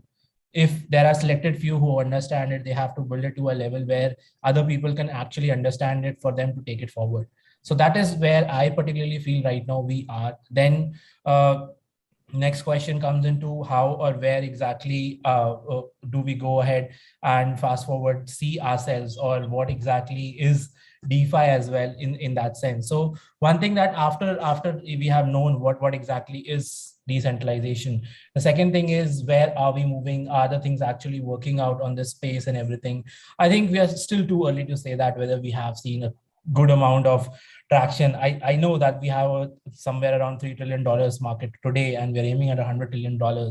But I think one of the things that I particularly feel is there is a lot of requirement for improvements right now. So if you see Wall Street is still not in ties with trading in crypto. They don't care about crypto right now. Why?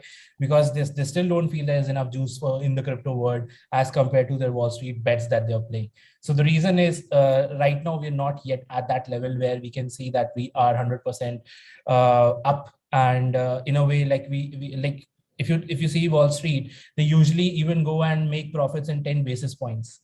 In our industry, if we talk about crypto, 3%, up to 1 to 3% is slippage.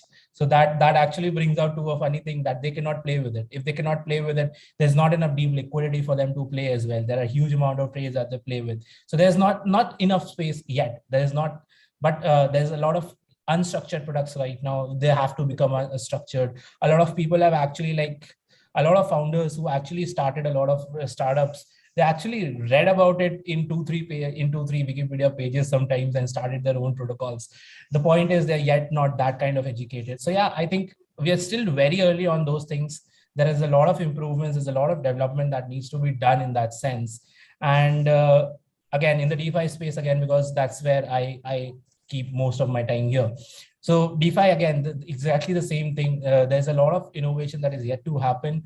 Right now, if I see the industry, a lot of copy pasting is happening. Copycats coming in, doing the same thing again and again and again. And people not understanding the things. I mean, I was like, after I met you, I went to Dubai. So there was a pitch that was going on. The person comes and says, hey, we have a unique DEX with a very cool feature. The feature, I said, okay, cool. Let me hear what is your feature.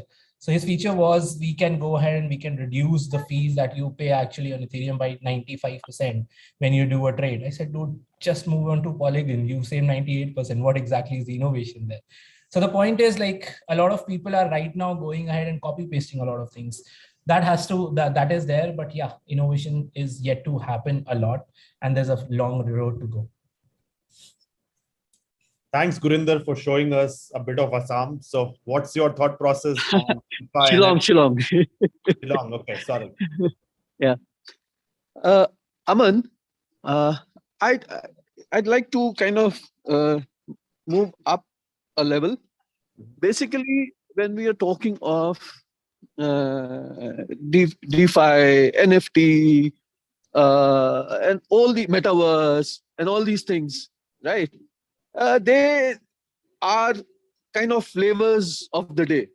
Okay, like a year ago, nobody even talked about an NFT. That doesn't mean that the concept was not. So what is the basic underlying thing which has changed really?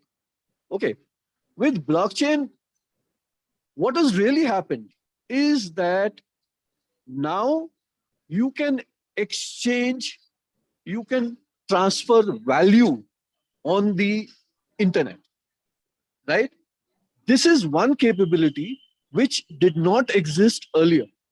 And as it evolved, the problem was how do you bring in how do you cater for things like double spending and the basic problems of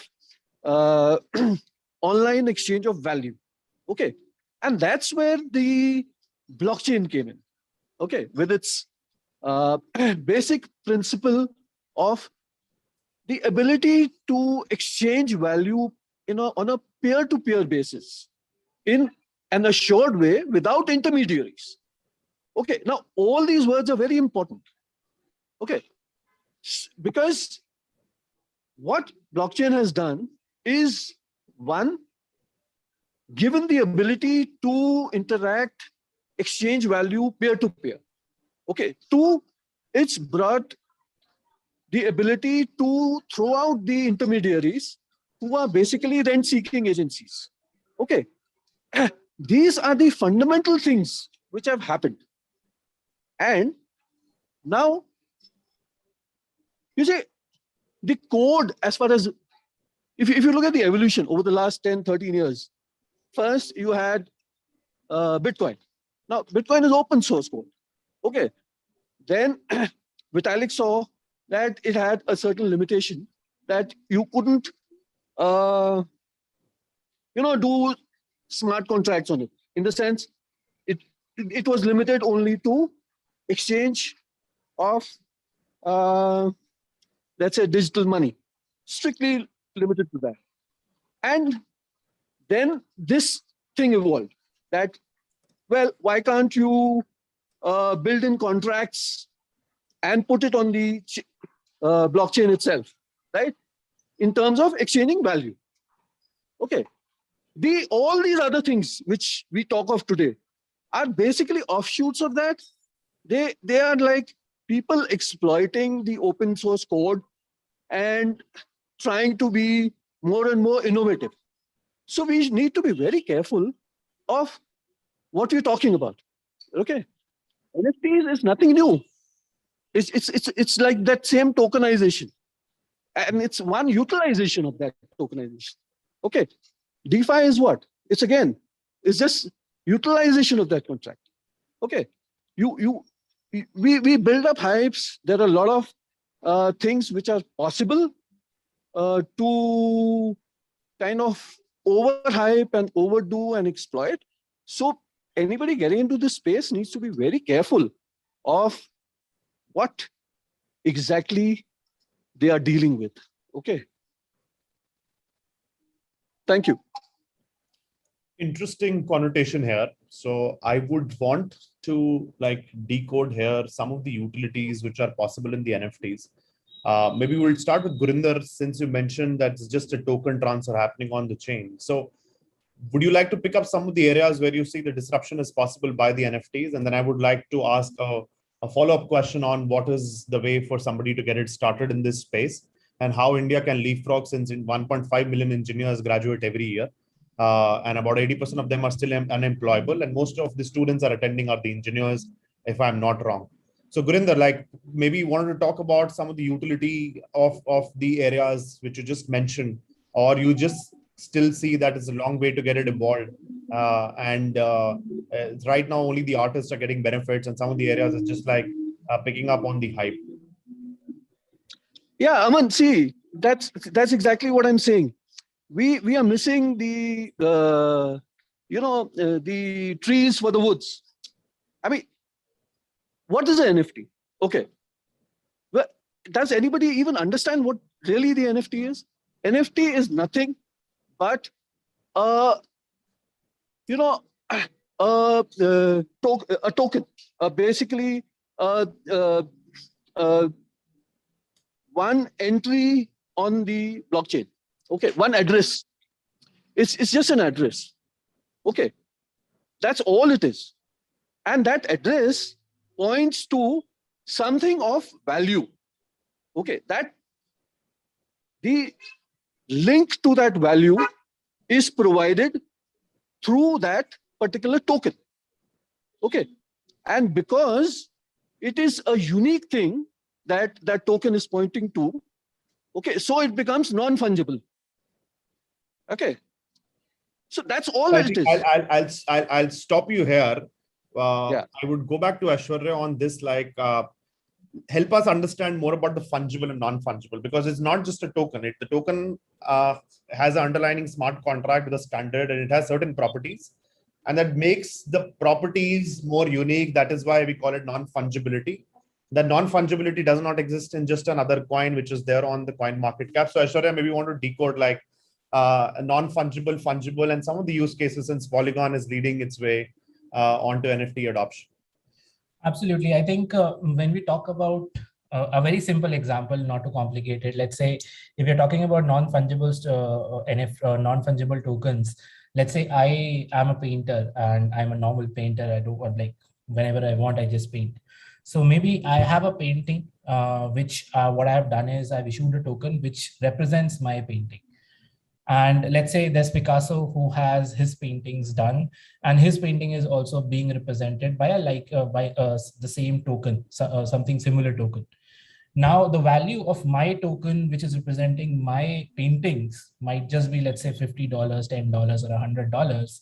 But let's say on the same side, the same token, which has a backing of Picasso's painting, would have a huge amount of value, which might be $100,000 or $1 million.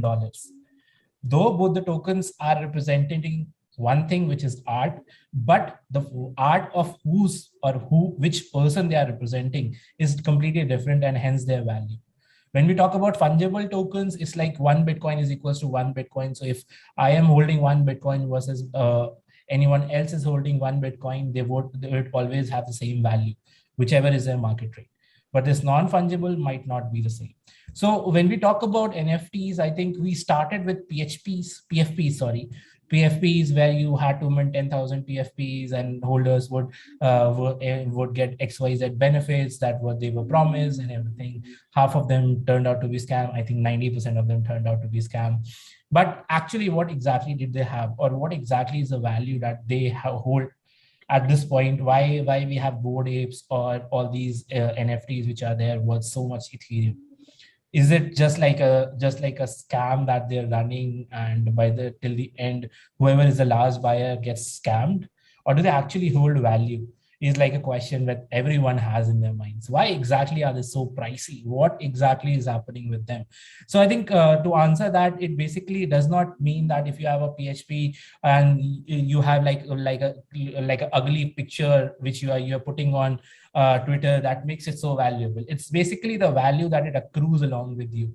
So these NFTs, whenever you hold, they bring you certain benefits. Maybe some of these NFTs, they actually bring you passive income continuously forever till you hold them. So that there are various kinds of things that are attached to it, which brings value to them. But there are very rare such NFTs which hold value. So I think that is where we started. And as we move forward, real-time utility of these NFTs are coming forward. So NFT is no more just like a PFP where you're getting just a image and that's it. NFTs today are way more. Now, when I say way more, what exactly way more? So the real-life use cases, let's say people are using NFTs to build a community. So let's say I have taught, let's say 20,000 odd people, and I want to create a community among them. So how do I differentiate, or how do I know if that was the person who I have taught, or he's just like pretending to have been taught by me?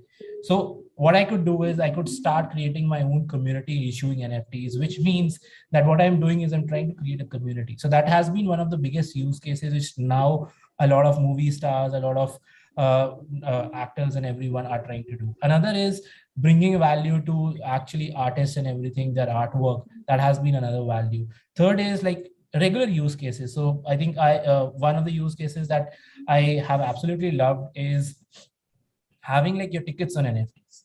Now, why having a ticket on NFT is different or is good than just having a Book My Show ticket? Simply, it's very simple. Whenever you have a Book My Show ticket, you have a copy of that ticket, which means, let's say I want to go out and I want to just scam people. What I can do is, let's say I have a ticket from Book My Show of India-Pakistan match. All I can do is I can go to Twitter, say I have a ticket, let anyone who says I want to buy, I could sell him the same copy. Like I can sell 20 or 40 people the same copy. They'll realize it when they actually go to the hall, and actually the first one has redeemed it and nobody else gets entry. While on an NFT, what happens is you're sending the original copy. So if I sold my tickets to one single person, the first person, my my NFT or the right of the ticket got transferred. So I cannot go out and cannot sell it again. So that's where duplication of those things stop to happen, and you actually are able to stop those scams and everything. And you always can on chain say that, yeah, this is something that I went ahead and saw. So there are some exclusive events which you can brag of. Hey, so I mean, there's so many use cases that I can talk of, but yeah, that is where NFTs are going, real use cases. Super. So just to maybe add one thing on top of this is non-fungible and fungible. Non-fungible means it's like a unique, right? So your boarding pass is non-fungible because it has your name. Your Aadhaar card, your PAN card is non-fungible. Fungible means it's same, like your 100 rupee note or the coins which you trade. It's same with the other person. So NFTs have some characteristics like these are unique. They are permanent because they have the information and data which is stored with a token and stays on the blockchain. And blockchain has a property of immutability, transparency, and since it's not controlled by anyone. And the best is you can make a programmable NFTs. An NFT is just a piece of code on the blockchain. That means you can do multiple things. Like fractionalization is one of them, like royalties is another. So suppose one artist has made a painting and now he has sold it to someone in a physical world, in the web 2, like you go to a gallery, you buy a painting. Now from there, you're selling that painting to maybe like 20, 30 people over a period of time. How would that artist get a benefit, right? So in Web3, in NFTs, you can still attach a royalty with that. Every time that art is sold, the artist will make a royalty on top of it. Other thing is when the art price becomes so much high, right? So like MF Hussain paintings are right now sold for 20 crore or more. How do you buy, right? Which is not possible in the Web2 world or in the physical world. You cannot really cut a painting and say that I want like a 1 centimeter by 1 centimeter of that painting, correct? So that's why the best thing happens in NFTs, like you can create a 10,000 copies and then the fractional value is getting traded in the secondary market and you can still buy it. Like today, one of the biggest sales of the land has happened by Yuga Labs, which is like Bored Ape Yacht Club, which they have launched. And then from there, they're selling the lands and the land was sold for like 3-5 ether. Right now, the land is trending about 30 ether or more. Right. So like it gives you a digital ownership. So it's a new way of like owning certain things which were not possible before, like cards, tickets, art, painting, digital goods, and multiple things. Correct. So maybe you want to add some of the use cases, Munish, if I missed some, and then we'll move forward to, I think we are already about like 7 to 8 minutes from the conclusion. So maybe you want to add some of the utilities, and then maybe the next question for me, Gurinder, Aishwarya, and Munish is going to be like how India should leapfrog and what's the one advice you want to give it to the students who are listening to this panel. No, I think Aman, Aishwarya and Gurinder, they have summed it pretty well. Applications are working upon, and companies in India are also working on such aspects. Like recently, Tata Tea, they had a event, the Holi event. You know, they celebrated Holi with some of its customers on the metaverse. So that still is an application. Then Tanishq also, they are launching their jewelry on metaverse. Then RRR, they released this movie, the NFT version again. The moment it was launched, the PVR, they launched the NFT version on that movie. So I think it's already happening big time. So right from movies, but I think just like there's nothing like pure decentralization. I don't think there is something like pure non-fungibility. It will always be a mix of something fungible and something non-fungible. Like we've been into properties for now 6 or 7 years, right? And now we are tokenizing properties. And just like Aman, you said very well that I mean, earlier you had to buy the whole property. Suppose you wanted to buy a property, maybe a very good mansion in Dubai, or you want to buy a beach house, maybe in Miami, right? So it was difficult, but now thanks to tokenization, you can tokenize those properties. You can buy parts of that. Earlier, suppose you want to buy, maybe you want to buy a 46-year-old Glenfiddich bottle, right? So that is buying the whole bottle might be difficult, but you can buy the NFT version of that, and who knows, you can even make a resale of that later. So the tokenized thing has helped people to make it more affordable. You know, I mean, you can't pay the whole thing for the jewelry, for the property, for the wine, or whatever you are basically taking. The tokenized part has made it more affordable. It's stored on the blockchain, and like Aishwarya is saying, it's much more safe. It's much more secure. It's traceable. There is less chances of counterfeiting. So all in that, I think it's basically encompasses so many things. I mean, I'm sure these are just some few examples which we are just taking. I mean, it's just the scope is immense. The scope is immense.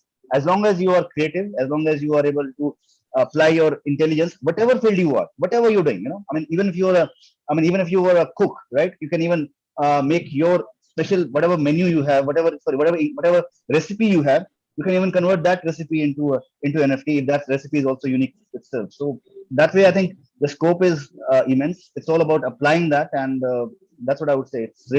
It's just a start. Even now, it's still a start. It's just a start. Super. So my last question, I would want you to summarize in like 3 pointers. Maybe any one of you can start. Aman, Sorry. may I just take a minute? Sure, May sir. I just take a minute? Okay. Yeah. So you see, use cases is one thing.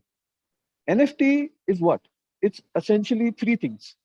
One, ownership of value. Okay. Two is what is the value that you're talking about. Okay. It could be your school certificate, which would be unique. It could be tickets, which could be to an auditorium where seat numbers are there. So it gives the uniqueness there. Okay. So it is definition of value. That is number two. Okay. And third thing is exchange of value. How is that going to happen? That is put into a code, right? Just like a vending machine has a code, right? That you press the button, Coke comes out, you get the balance. There's a code there.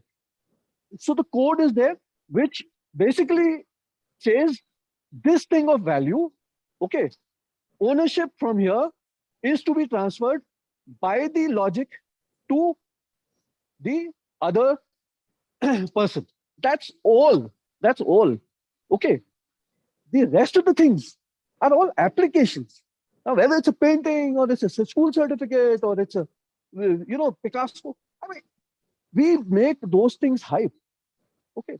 Basically, it's just exchange of value and a definition of how that value is going to be exchanged from one owner to another one. That's all. Thank you. Awesome. Great.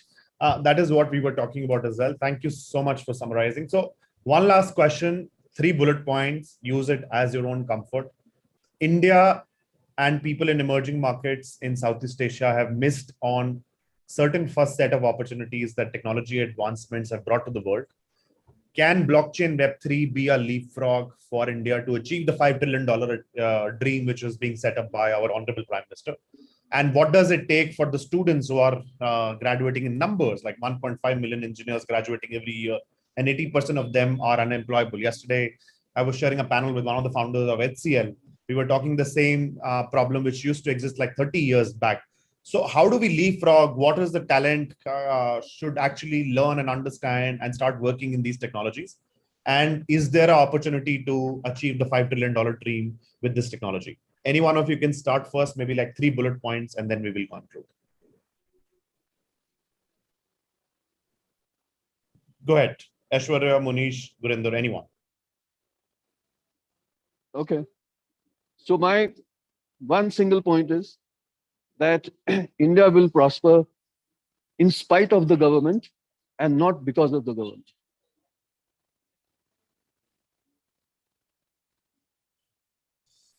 That's it.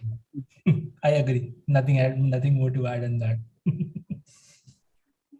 Well, I'll say India is already prospering. I was in Dubai last month. There was the Dubai Crypto Expo. Then there was a blockchain week also. There must be hundreds of stalls over there. But I was happy to see 70% of those stalls. I mean, whether they were from US, whether they're from India, whether they're from Vietnam, whether they're from Singapore, Hong Kong, almost 60 to 70% of the people who were standing on those stalls, they were of Indian origin. But yes, India itself, maybe it might take some time, but people of Indian origin, I mean, if I talk about Polygon only, right, despite so many challenges, right, Sandeep Nelwal, the people behind Jayanti Khanani and Raghavajan, these people, they're from Indian region. But look what they bought. One of the best, strongest, scalable currencies. Today, if NFTs have a challenge with Ethereum, we have Ashwarya, we have Polygons. So India has already provided a solution. It's all about just moving the next step. And I think even the Indian government has never discouraged innovation. Maybe they have discouraged cryptocurrency to some extent, if I talk about the crypto taxation. But when it comes to NFTs, when it comes to metaverse, I seriously doubt that they're discouraging. But yes, there are again talks that, talks of brain drain. People are moving on to Dubai. I know so many of my friends, entrepreneurs, and even I think some companies also, I think in India, they are moving on to Dubai and things like that. But the brain drain has to stop. I think that's something Yeah, which is a concern. I think, why is it yeah, happening? that's where I think Govinda, you're right. That's where I think Yeah, Govinda, you're why right. is it That's The a happening? brain drain has to be stopped. question of taxation. We will take that maybe offline. That's No, a long debate to happen. it's Like, not why is it taxation. happening? It's not taxation. It's just that the Yeah, it's the people brain drain he's who talking are, about. Yeah, that's right. no, the people who are making decisions don't know. They don't understand what this technology is all about. That's Okay, what. that's the problem. That's the problem. Why should they be making regulations about something which they don't even know? They should first sit Well, down that's and a read part of a what democracy this we is cannot about. really debate on because we have elected them. It's just that the new technology trends are coming. We cannot really doubt. It's our opportunity to actually empower the community, and the community decisions will ultimately go to the parliament to make the final bill. So we cannot really say that the people who are sitting in the parliament don't really know. It's just No, that they don't. They don't. I mean, it's a part of our You- community which we need to educate as well. Both ways, sir. I cannot really disown my father just because he does not really own this technology or understand this technology. No, So no, but it has to go at the both same ways. time, it's I will important that stop you here. My apologies, Gurinder. I will come back to you because we're running short of time. I want to hear to Aishwarya and then maybe your 3 points to conclude this session. No. So I think the problem is basically the question is not problem, Aishwarya. Yeah. How do we achieve to $5 trillion dream, and then how this people like 1.5 million engineers can actually leapfrog and cater to this Web3 economy which is coming. We don't want to talk about problems I because think it's simple. It's simple. It's very simple. Show them the clear way. That's it. Don't play a game of chess with everyone who's trying to do something different. Just give a clear way. That's it. You wanna go ahead and you wanna say this is bad. Cool. Just say it. But you're not doing it. What you're doing is you're not telling. You are just making us jump from one place to another. You know, funny thing. Just to add on here is people, because I'm a chartered accountant, people tend to come and ask me questions on Telegram, and they ensure that not even a single thing I should know about them. Reason being, they feel that might be I just go and report it to the government. They're so scared. People who used to like earn 3 lakh, 4 lakh rupees a year are now making 30 lakh, 40 lakh rupees a year. And if they are not able to enjoy it for long, they ultimately will turn out to be going out and defying taxes because there's no other way. So it's like right now you have all the tools, you have every way where you can go ahead and show them the path. If you don't do it, what will happen is you have a glass right now, which you know this is a glass. It will shatter and it will be 1,000 pieces, and then you will come and collect, which is going to be impossible for anyone to go and collect because we know that you cannot go and join a shattered glass. Great. So the learning is the clear way. So we will still yet to reflect on what the clear way is. Gurinder, what's your thought? How do we achieve this $5 trillion dream with this technology, and how Indian engineers can actually leapfrog? Quick answer before we'll open up for the audience to ask. $5 trillion is a hype.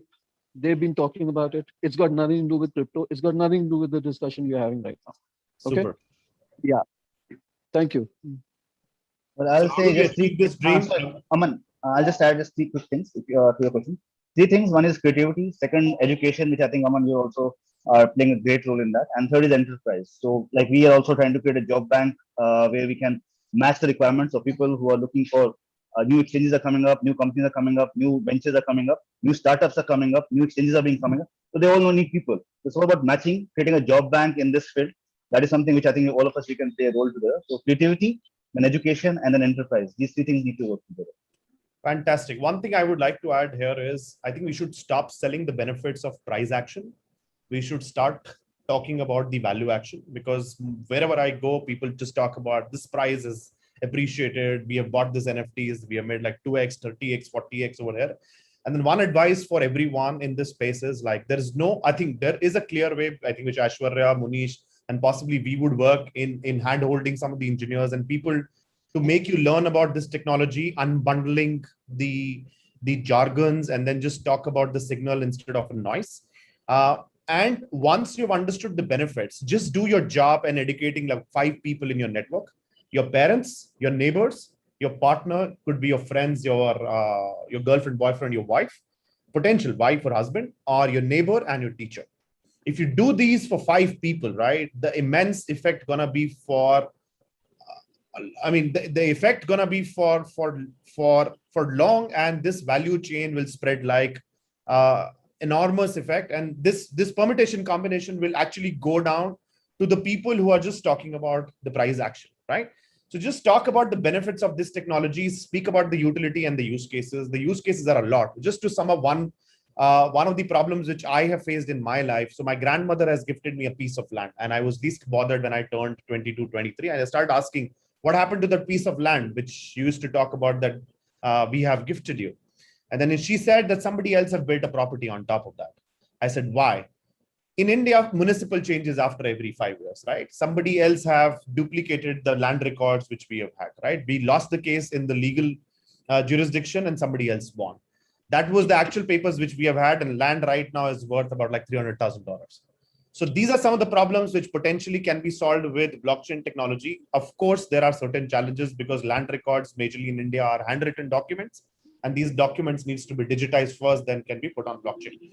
Thank you so much, everyone, for joining in. I will open up the questions for the panelists. It's gonna be an interesting discussion, but we have to have a hard stop at 8 o'clock. So anyone having any questions, please feel free to shoot. Else we'll take it offline. I'll send it to the speakers. Anyone? I'd like to add one thing to the students. Word of advice. You know, do your own research. This world is changing too fast. Blockchain is one. It's just one of the exponential technologies which are happening today. Blockchain, along with robotics, along with genetic engineering, and along with your energy revolution, with battery technology. Okay, all these things, all these technologies, they are maturing together. The underlying accounting system for all these new exponential technologies is blockchain. Okay, why? It is important because now you can put value, okay, and you can exchange value in a peer-to-peer fashion. That is the game changer. That, and not this 5 trillion and this, you know, like NFT and all. You need to get deeper than this. Okay, that's for the students. Thank you. Super. Thank you so much. Thank you, everyone, for joining in. Thank you, Gurinder, for joining in from mountains and joining in from phone. Thank you, everyone. It has been a great discussion. I don't really see anyone having any questions. If there would be, Tanvi, we can actually float it over an email, or there is one. Are coin hype narratives getting stronger public attention than actually coin utility? Anyone? Yeah. So coins, when we say coins again, we need to understand what a coin is, right? A cryptocurrency. It's like one blockchain will have its own cryptocurrency. Another blockchain has its own cryptocurrency. Okay. Now all these blockchains like Solana, like Ethereum, like Bitcoin, okay, all these are experiments. They are experiments. Now, which one of them will finally take root? Okay, it'll be like TCP/IP. There were so many technologies at that time for the internet. Only TCP/IP kind of survived, and you had the internet. Okay, so whether it'll be Bitcoin, sorry, Ethereum, okay, or just a couple of these blockchains with their coins, and all the other coins, you know, you need to understand they are basically representing one application. That's it. Maybe Aishwarya, Munish, do you wish to add something on top of what Gurinder has just mentioned? Well, I think Priya is right. That is a valid question because cryptos which don't deserve to grow by 1,000%. I mean, they grow by 1,000%. Cryptos which deserve to grow by at least 20-30%. They actually struggle. I mean, if I look at the cryptos performance, I mean, I'm sorry, I'm going to crypto performance because that is one thing which we overall connected with. We invest, we trade, we do staking on cryptocurrencies. It does happen. I mean, like for example, Ethereum or maybe even Bitcoin and the other. Okay, I don't name any cryptos. They are the base cryptocurrencies. They are the infrastructure cryptocurrencies. They are used for NFTs. They are used for DeFi. The base cryptocurrencies. On the other hand, there are cryptos which are like which are some meme coins. There are some cryptos which have just come and all of a sudden they are exploding like anything. Yeah? So yes, I think it's something, again, a word of caution that it is overhyped. But maybe yes, if I see last 5 years, last 7 years, last 8 years, cryptos will stand the test of time. And if you see the cryptos since 2013, which were the cryptos then, which are the cryptos now? Over a period of time, many cryptos have come and many have gone. But there's some of them which have stood. Why they have stood is simply because they have they have utility. People have found application in them. I in fact actually compare crypto with selling ready to move property and a pre-launch property, right? People love to buy pre-launch property, but the pre-launch property is never made. But people expect huge returns from that, and they usually get for some period of time, and that project turns out to be a scam.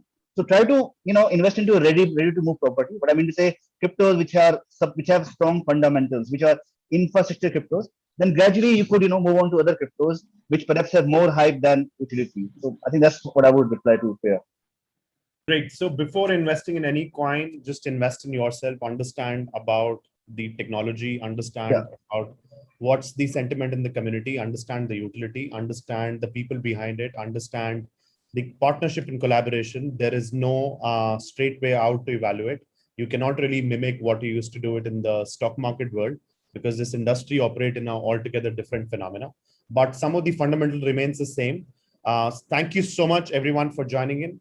And it has been a great session. I have personally learned myself. And sorry if the conversation went little on the intriguing side towards $5 trillion economy. I just wanted to take some of the feedback from the people so that we all being very honest, where are we in terms of the reality. Over to you, Tanvi. Final closing thought, and then we will yes. wrap.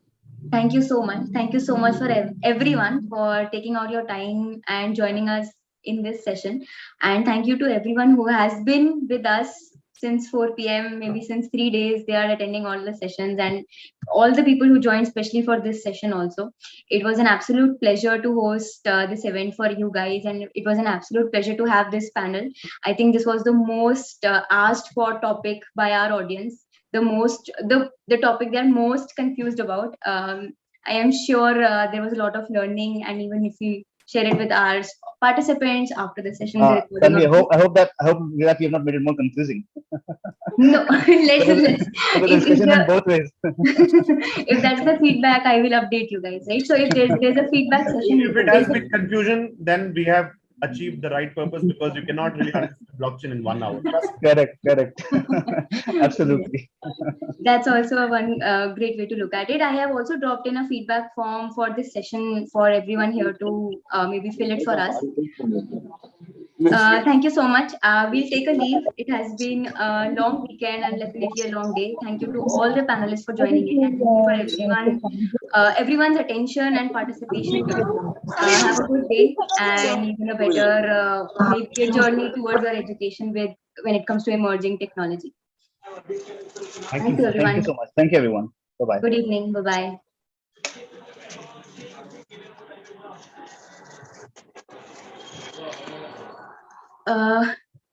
Right. To all the participants, again, a very warm thank you to attend, for taking out the time on weekend to attend